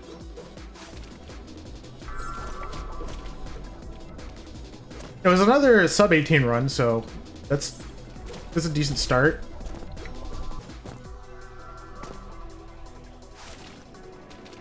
Lost my above water boost, rip.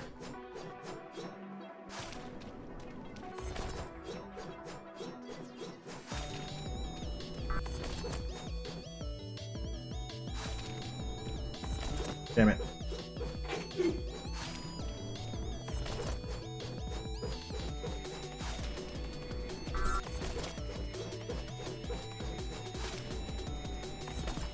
I'm reverting back to my old strat. I didn't remember. Aim for the glass piece. Every time I do that, it's always like at least 50% more consistent than whatever I've been trying to do before.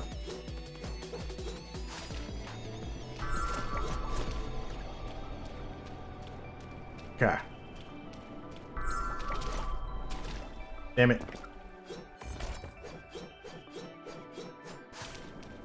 Something else I need to do, actually, hold on. Something that's gonna help is we transition real quick. I could speed this up just slightly. What am I looking for? Not this. I'm looking for right here. I want to see this real quick. Okay. Okay, scroll this one back just a little bit.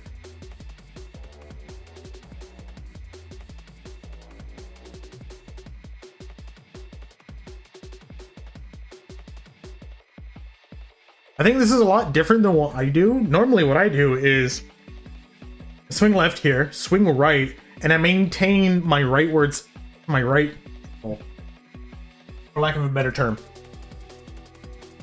This means I'm more prone, I would imagine this means I'm more prone to hitting this wall.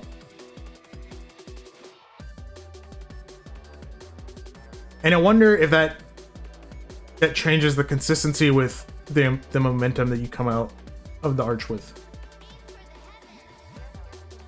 Definitely something worth thinking about. If I can... The hard part is I struggle with actually reacting to... Since it happens so fast, I struggle with actually like reacting to the movements that I need to do.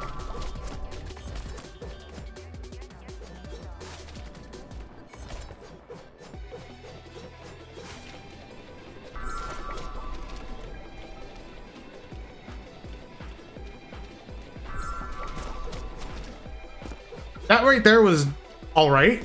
I want to say that was decent. Lost my above water boost again though.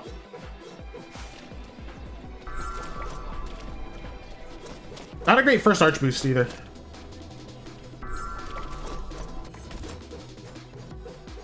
I think also part of my issue is I usually blink going into that second arch. And I think I need to change where I blink, because I think low-key it's messing me up, because that might be why I'm not reacting properly.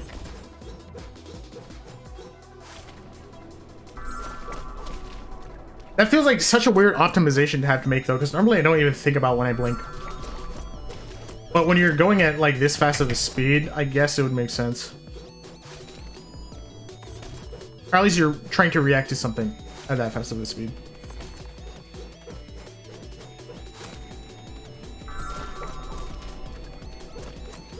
All right. Damn it, too early.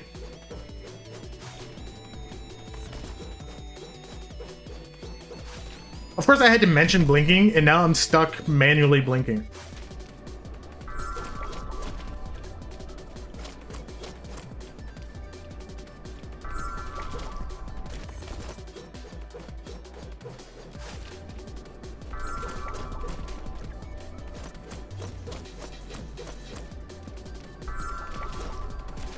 You.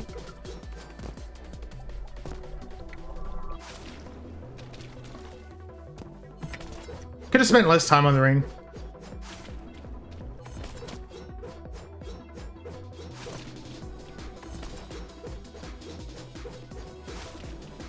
And this is the part of streams where things get weird, because my brain is too focused on the fact that I haven't really hit any good times yet, and I'm just focused on the different optimizations and things I should be doing. And it leads to me falling silent a lot.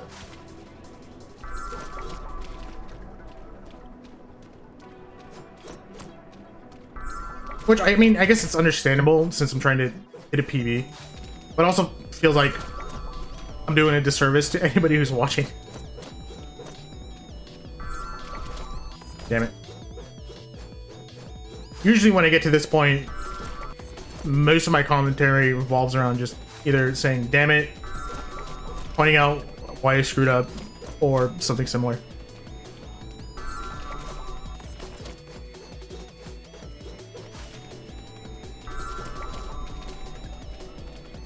That was actually a pretty good arch boost. Just sucks I didn't get the above water boost at the beginning. Yo, what's up, Tamari? How's it going? Okay.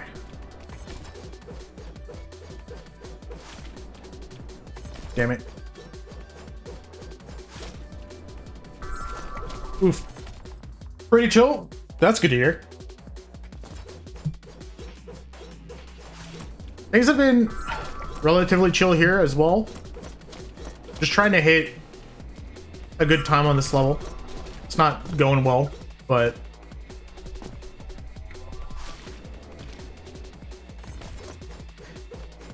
I'm trying to decide whether or not that was a good time to try and exit the ring.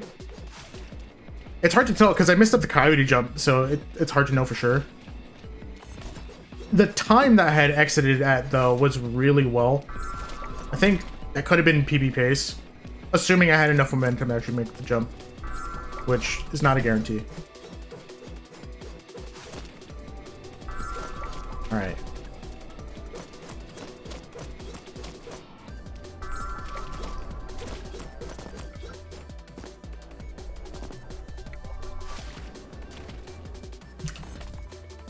Ooh, okay. Gonna take a big old stretch. Hold on. I'm gonna do some squats real quick just to get my blood pumping. I've been sitting for 2 hours straight.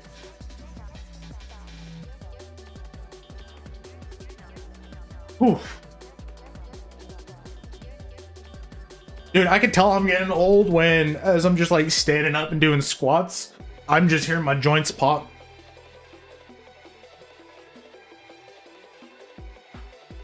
Like, I'm not even that old. Doesn't stop people from calling me Unk, though. Alright.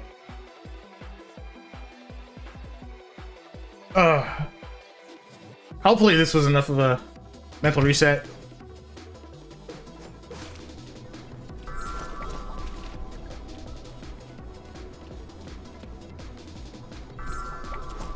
Completely missed the stair boost.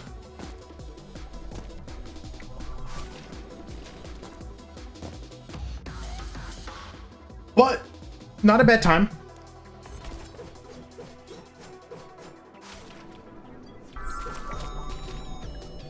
Ooh, that's a really good first boost too.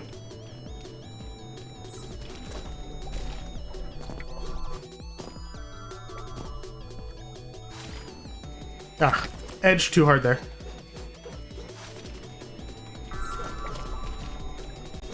Something I always aim for on the ring there is when I do that little jump and move left, go kind of up the slope. I always try and go for the very edge of the ring, just to get the boost that you're gonna get at the very edge. But something I never actually stopped to look at is whether or not Jukin actually does that.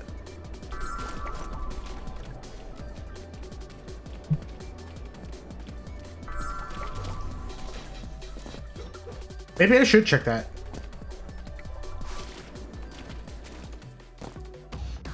Okay, another good time. I think the mental reset was worth it.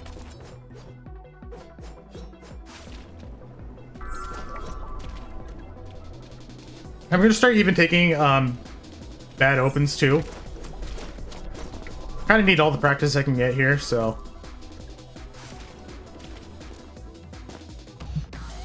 Like, that right there was a bad open. I think with a good open, that might have been really close to PB.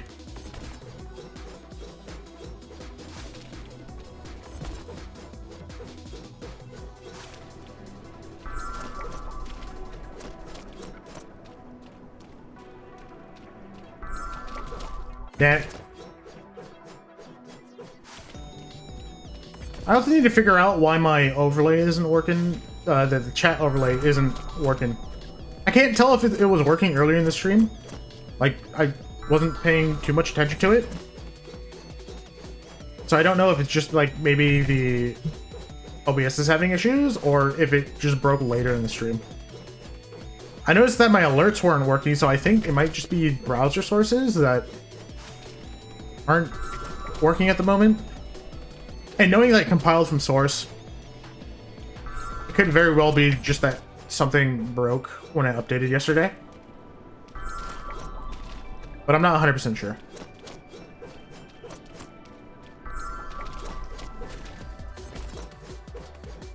Alright, let's hit this.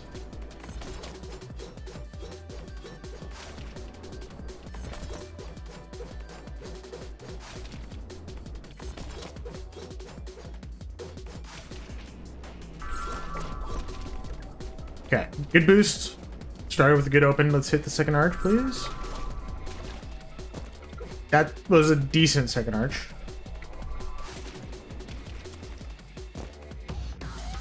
Not bad. It wasn't 17.8, but I'll take it.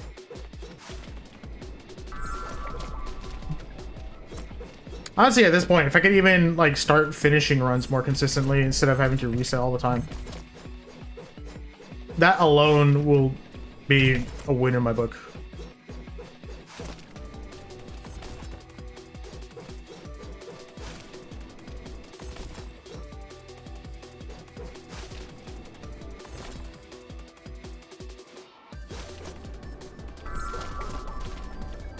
Okay. I feel like I'm slowly starting to piece together what makes that above water boost on the glass work.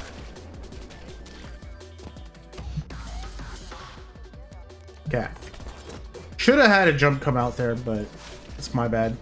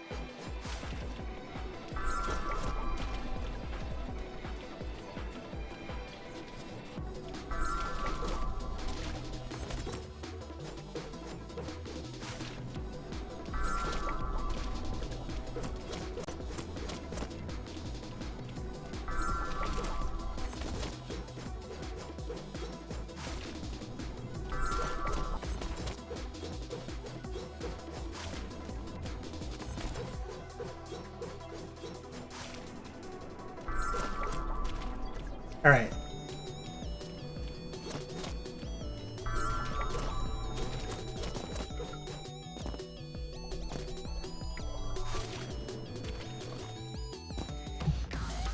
Yeah.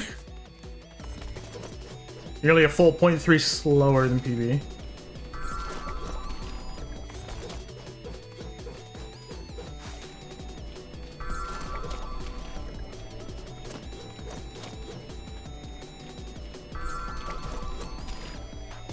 That was a good second arch.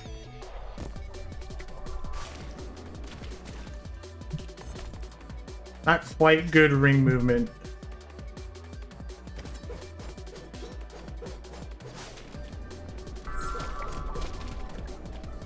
I think maybe I might just have to call it a day.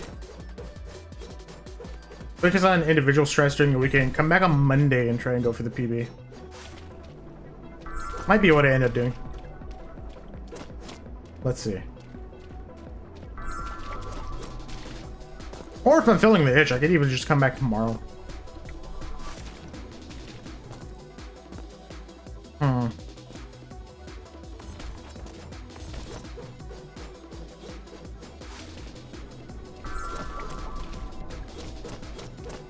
Let's see. Am I gonna hit it here?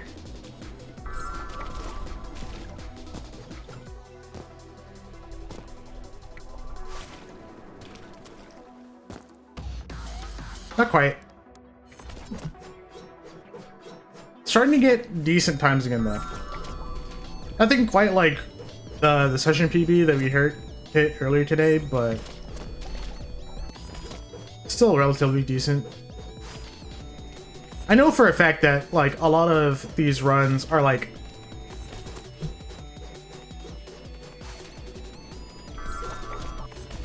I can hit each of these strats individually at pace that would get me to the Sapphire.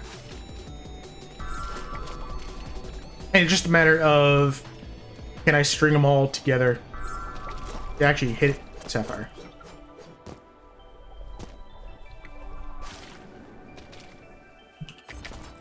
Damn it. That was a pretty decent ring movement too. Actually, I have an idea. Video. This is going to be really awkward.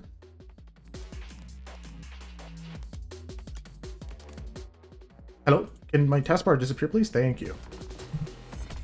Oh, damn. 60 FPS feels so weird. So I know that coyote jumps can feel different at different frame rates. And right now, my big mistake, or my biggest issue is hitting this coyote jump properly. So lowering to 60 FPS, from what I've heard, can make hitting coyote jumps easier. I don't know if that's just old info, but it's worth a shot. If it helps, it helps.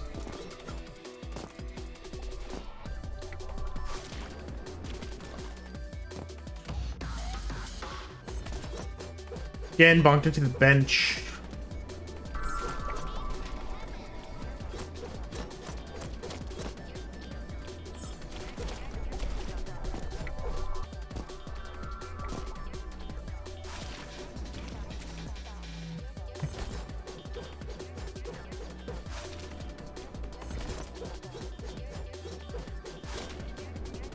I will say though, going from 144 to 60 FPS like this it feels really weird on the eyes.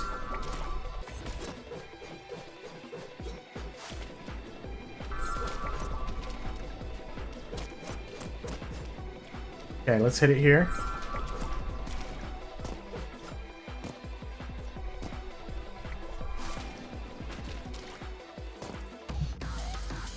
That was good pace. That was a good pace. If I clean up just like a little bit of my movement on the ring there, I exited the ring a little bit too late. Between that and hitting the stair boost, because I think that run I didn't have that great of a stair boost. Okay, same mistake at 60 FPS on the coyote jump.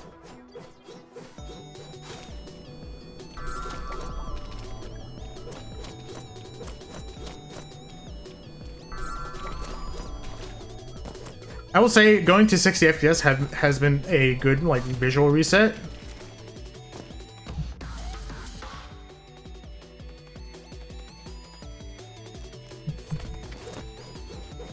So it might have been worth it just for that.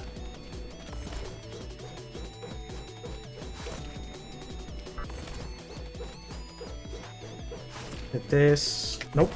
Let's hit this, please. All right.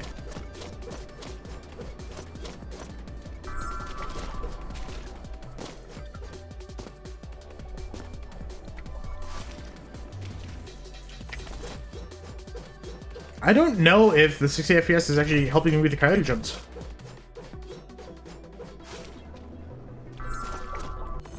I don't think it is. In which case, let's go back to 144.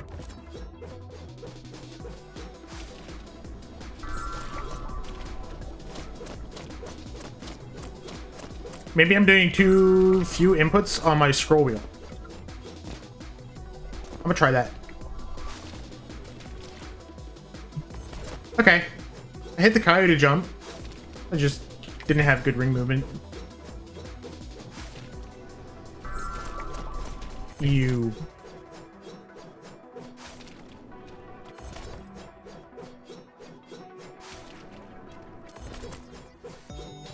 Come on out. Hit the jump.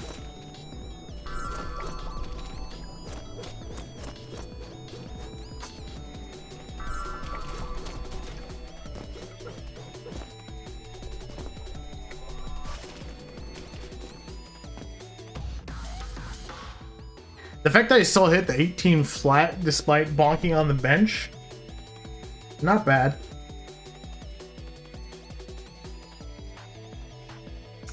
Something I'm going to do real quick. I guess I could have this on stream. I want to take a real quick peek at Jupin's inputs here.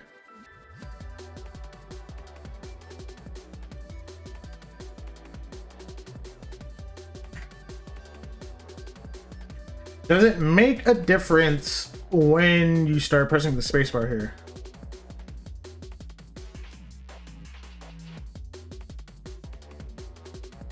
Because it looks like Jupin holds space later than I do.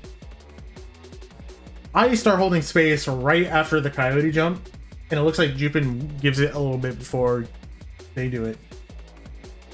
So I'm wondering if maybe that's the difference between when I don't get the jump coming out.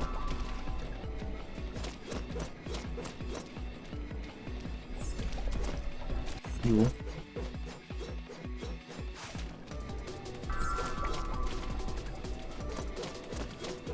Okay, let's try and hit this.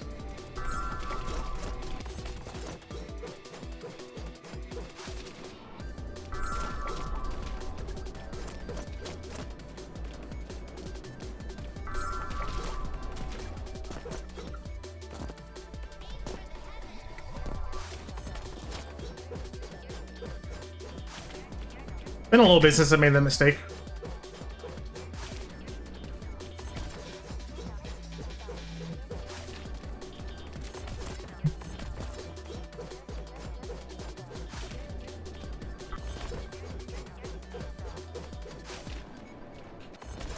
Excuse me, hello?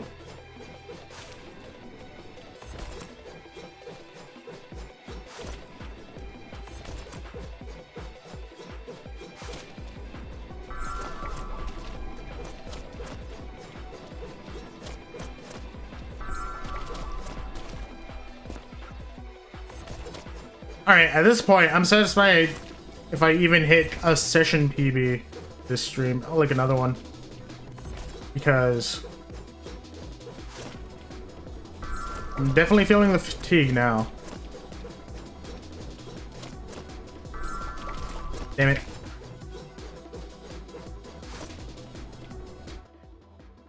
I think I need to switch things up again.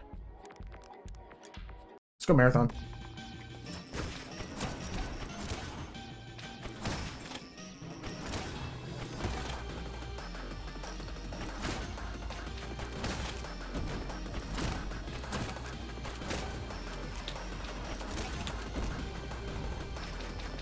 Damn it.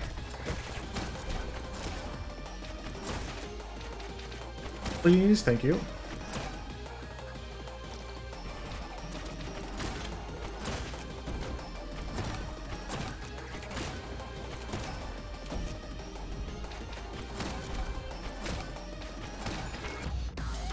Okay, 19 seconds, not bad.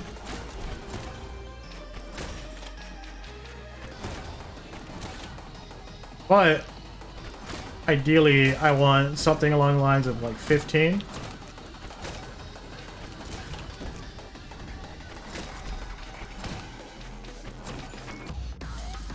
Okay, 18, better.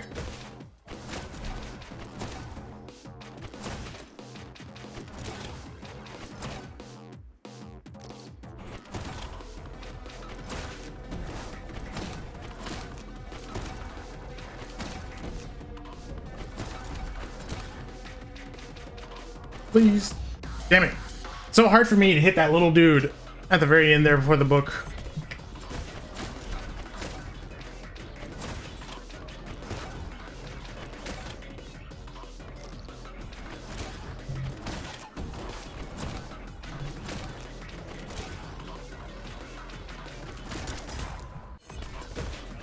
Okay.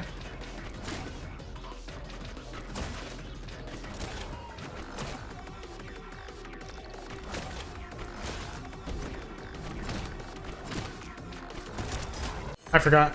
I need to be holding left there, not right.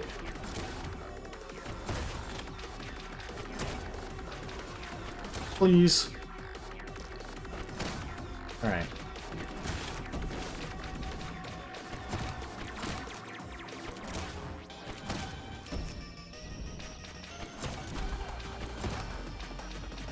Honestly, what I could do, I just realized, I don't have to go for the balloon on the right side. I can go for the guy to the left. That might put me in a better position to snipe the dude towards the end.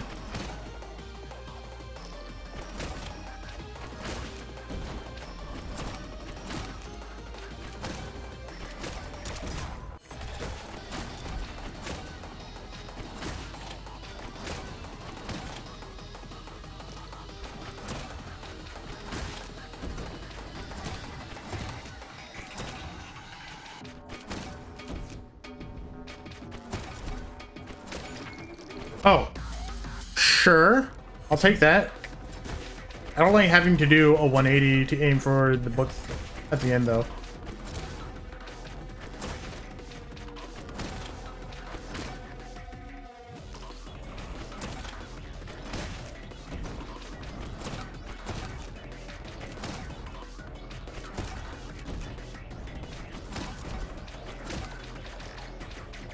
Oh, I forgot. Yeah. I needed to...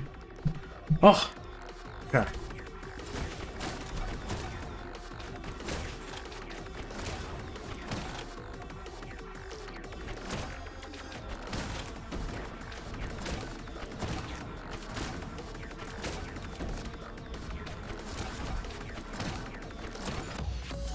Nice. 17.499. Saved almost a full second. I could still get this faster. I just have to clean up my aim just a little bit.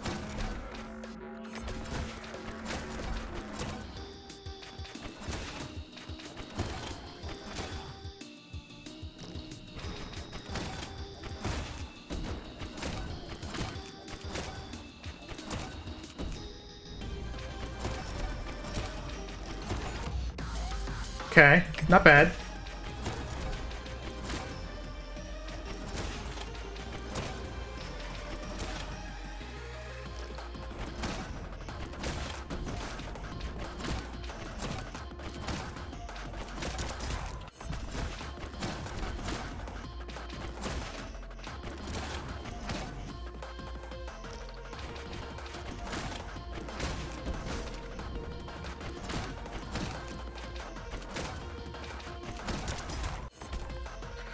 Whew. You know what? I'm gonna call it well enough alone on this one. And I'm gonna give movement maybe 1,000 attempts today. So maybe like another 100 or another 200 more.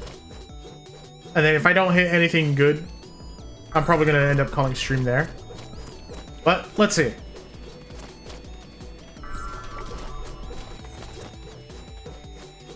I actually ate today before stream, so I'm not I'm not as tired as I normally would be around this time. Most of what I'm dealing with right now is just the mental game of grinding for a PB.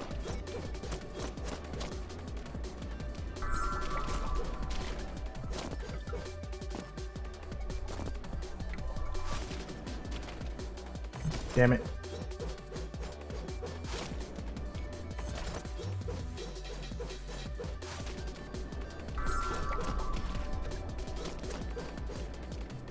Let's see if I can make it. Or maybe I should need to just stop jinxing myself. That could help.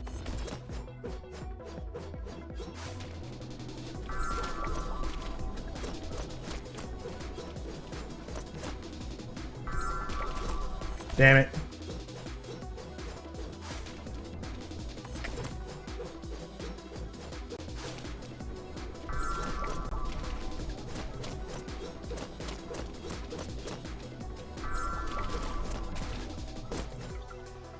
That wasn't a bad second arch.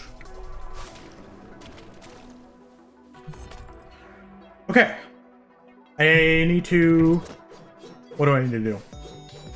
One of the things I noticed is I am a little bit more consistent on second arch if I go for my stair boost while having my camera tilted downwards. I don't know how it makes sense. Well, I hit the second arch so much better when I do that, as you saw just now.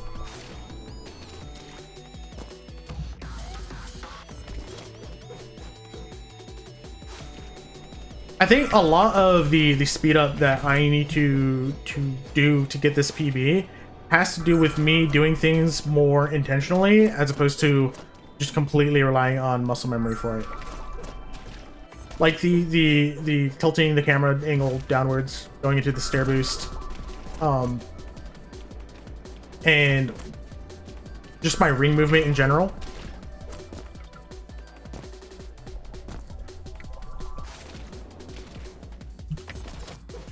That time, I think I might have gone for the coyote jump too late and wasn't able to get enough inputs in in time. Ooh.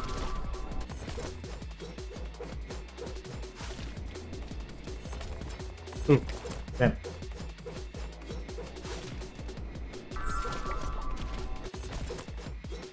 I guess what would be better than me sitting here being silent is if I just start yapping about stuff. So I'm gonna just start yapping. Something that's pretty promising right now is there's a job that I recently applied to. It's gonna be a step up from the one that I'm currently working at. So I went to school for computer science. I'm currently working as an IT professional. It's not where I want to be. Obviously, I want to be software engineering, application development, stuff like that. I recently applied to a position that's going to be quite a bit better than what I currently work at. And I'm not sure how competitive this particular position is going to be, but it does seem pretty promising with what they're asking of me, compared to like my resume and my general experience. Honestly, I would even say that I have a little bit more experience than they were even asking for. It's just been rough recently because the job market hasn't exactly been the kindest regarding just like software engineering recently. Anything in like the IT field, to be honest, has been very competitive, to say the least. There's still a lot of people that were in my graduating class that I know of that have not landed positions yet. So it's been a real grind out here. On the bright side, as I said, this position's looking pretty promising. It'd be pretty cool.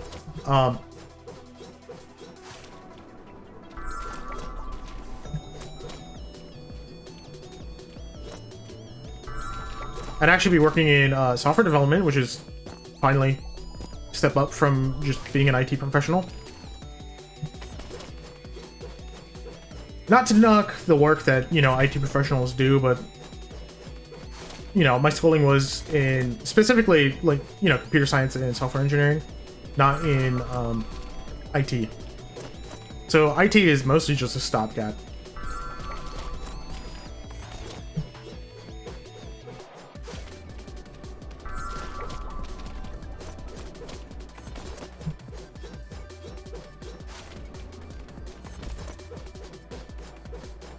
Yeah.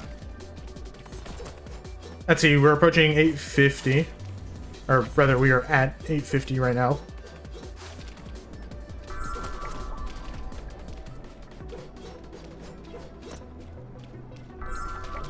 Damn it.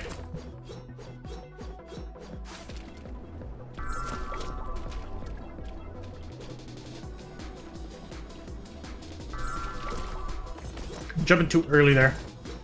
Very unfortunate.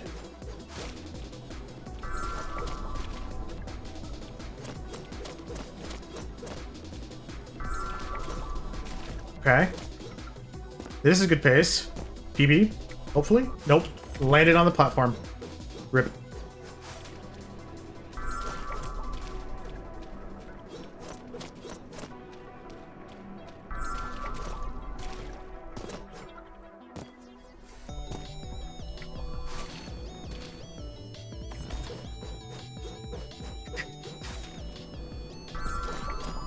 I really wish I could figure out.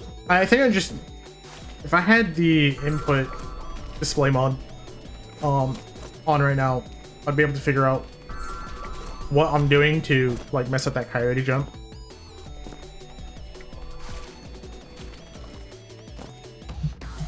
Okay, finally got something close to the session PB. Let's try and keep this energy going. But yeah, I definitely need to check out what Slacking sent me in DMs. Or rather, what he pinged me in the Discord. Or what they pinged me. I don't know.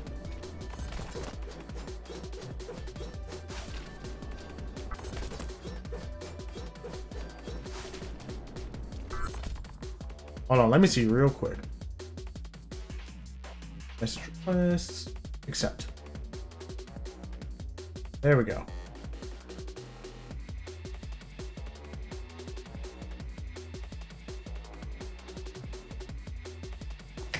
I need to make sure to check that stuff out later. Hopefully by next stream, I should have more of those things installed, and hopefully it'll help with actually grinding for this PB. Oh, I reverted back to my old lineup.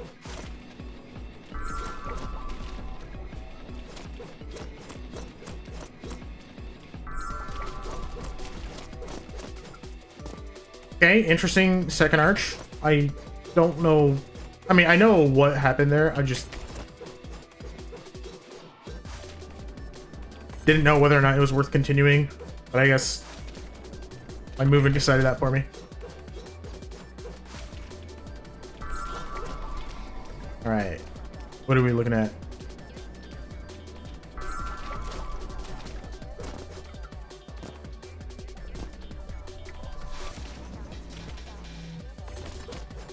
Okay.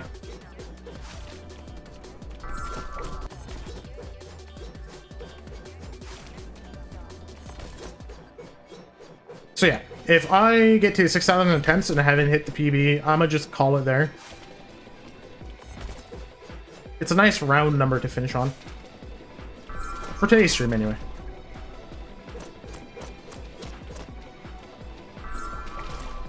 Damn it.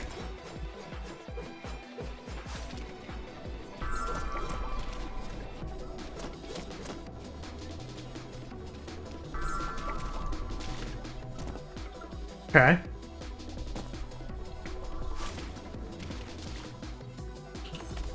Not quite, not quite. I think maybe a more aggressive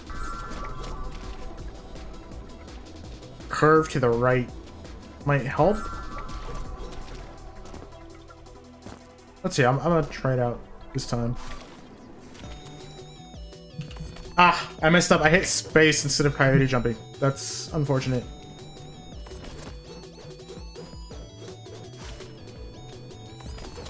I just don't... I mean, it's unfortunate for two reasons, because A, I'm trying to use the scroll wheel to coyote jump, but I'm also... I think me hitting space early is what's causing the issue of the jump not coming out.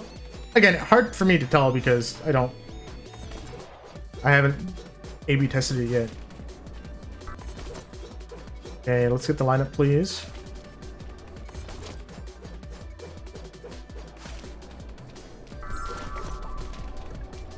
I don't think I got the boost there, but I'm gonna run with it because I need practice on the ring movement anyway. Ooh, edge too hard there.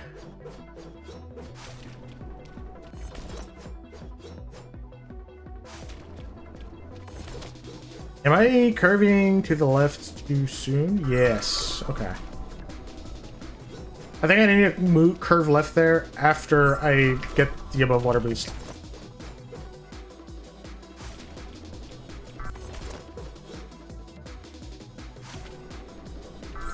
Kind of like that.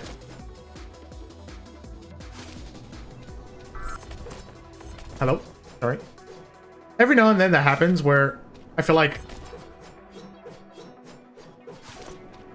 I don't input the second space to actually hit the frame one jump. It's always annoying when it happens too. Why am I not able to hit this one?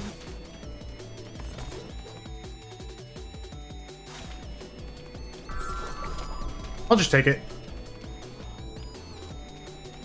We have 28 attempts to go before end of stream. Okay, make it 26.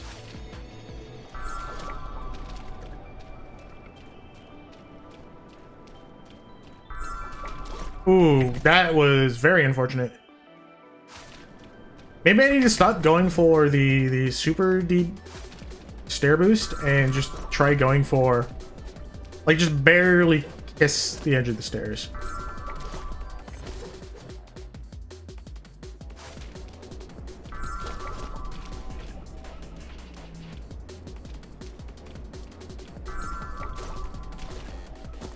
Okay, not bad. Aha.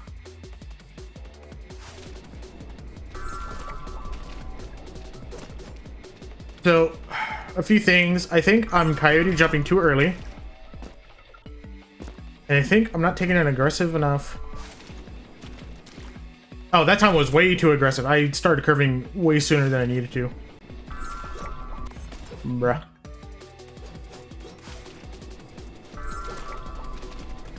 I will say, it feels like I'm making these last 30 attempts count, though.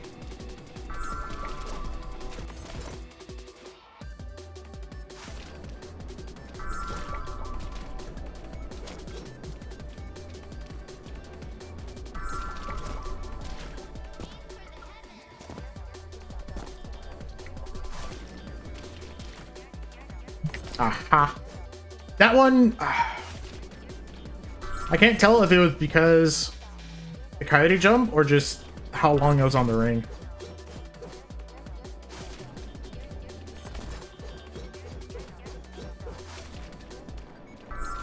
You know what? I'm gonna just take it. I didn't get the above water boost, but it's fine.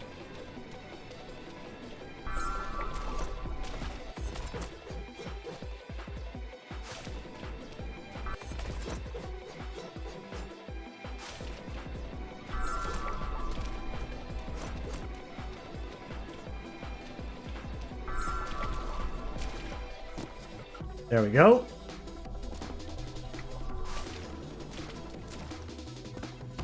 That was not great. Not great, but hey, it's a finished attempt. The fact that I'm nearly at 1,000 attempts today and only had 50 finish is quite unfortunate.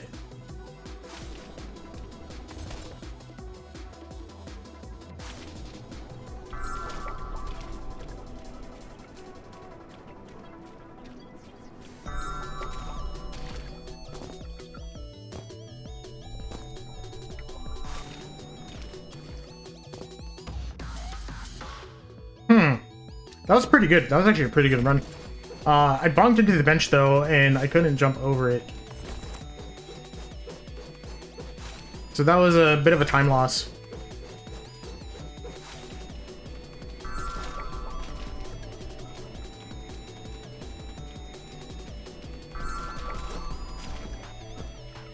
There we go.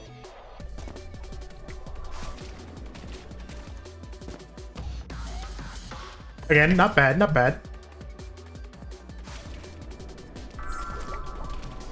Ooh, I bonked into the wall there. I think it lost me a little bit of momentum.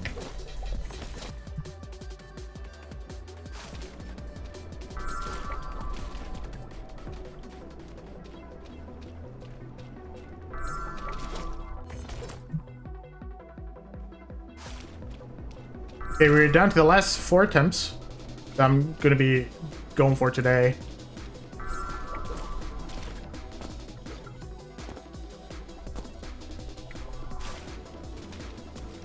Lost the above water boost, unfortunate.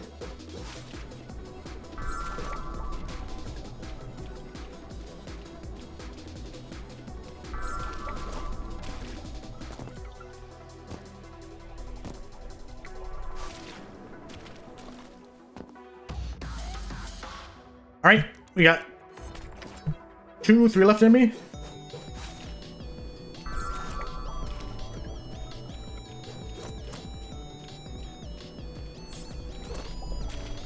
I'm gonna finish this one out just because we have so few attempts left.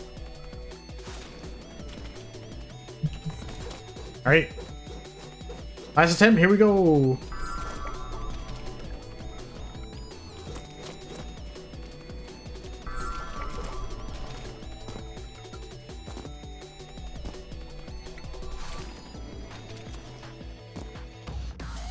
Not bad. That was a pretty good attempt to finish off on. Oh, hit a big stretch.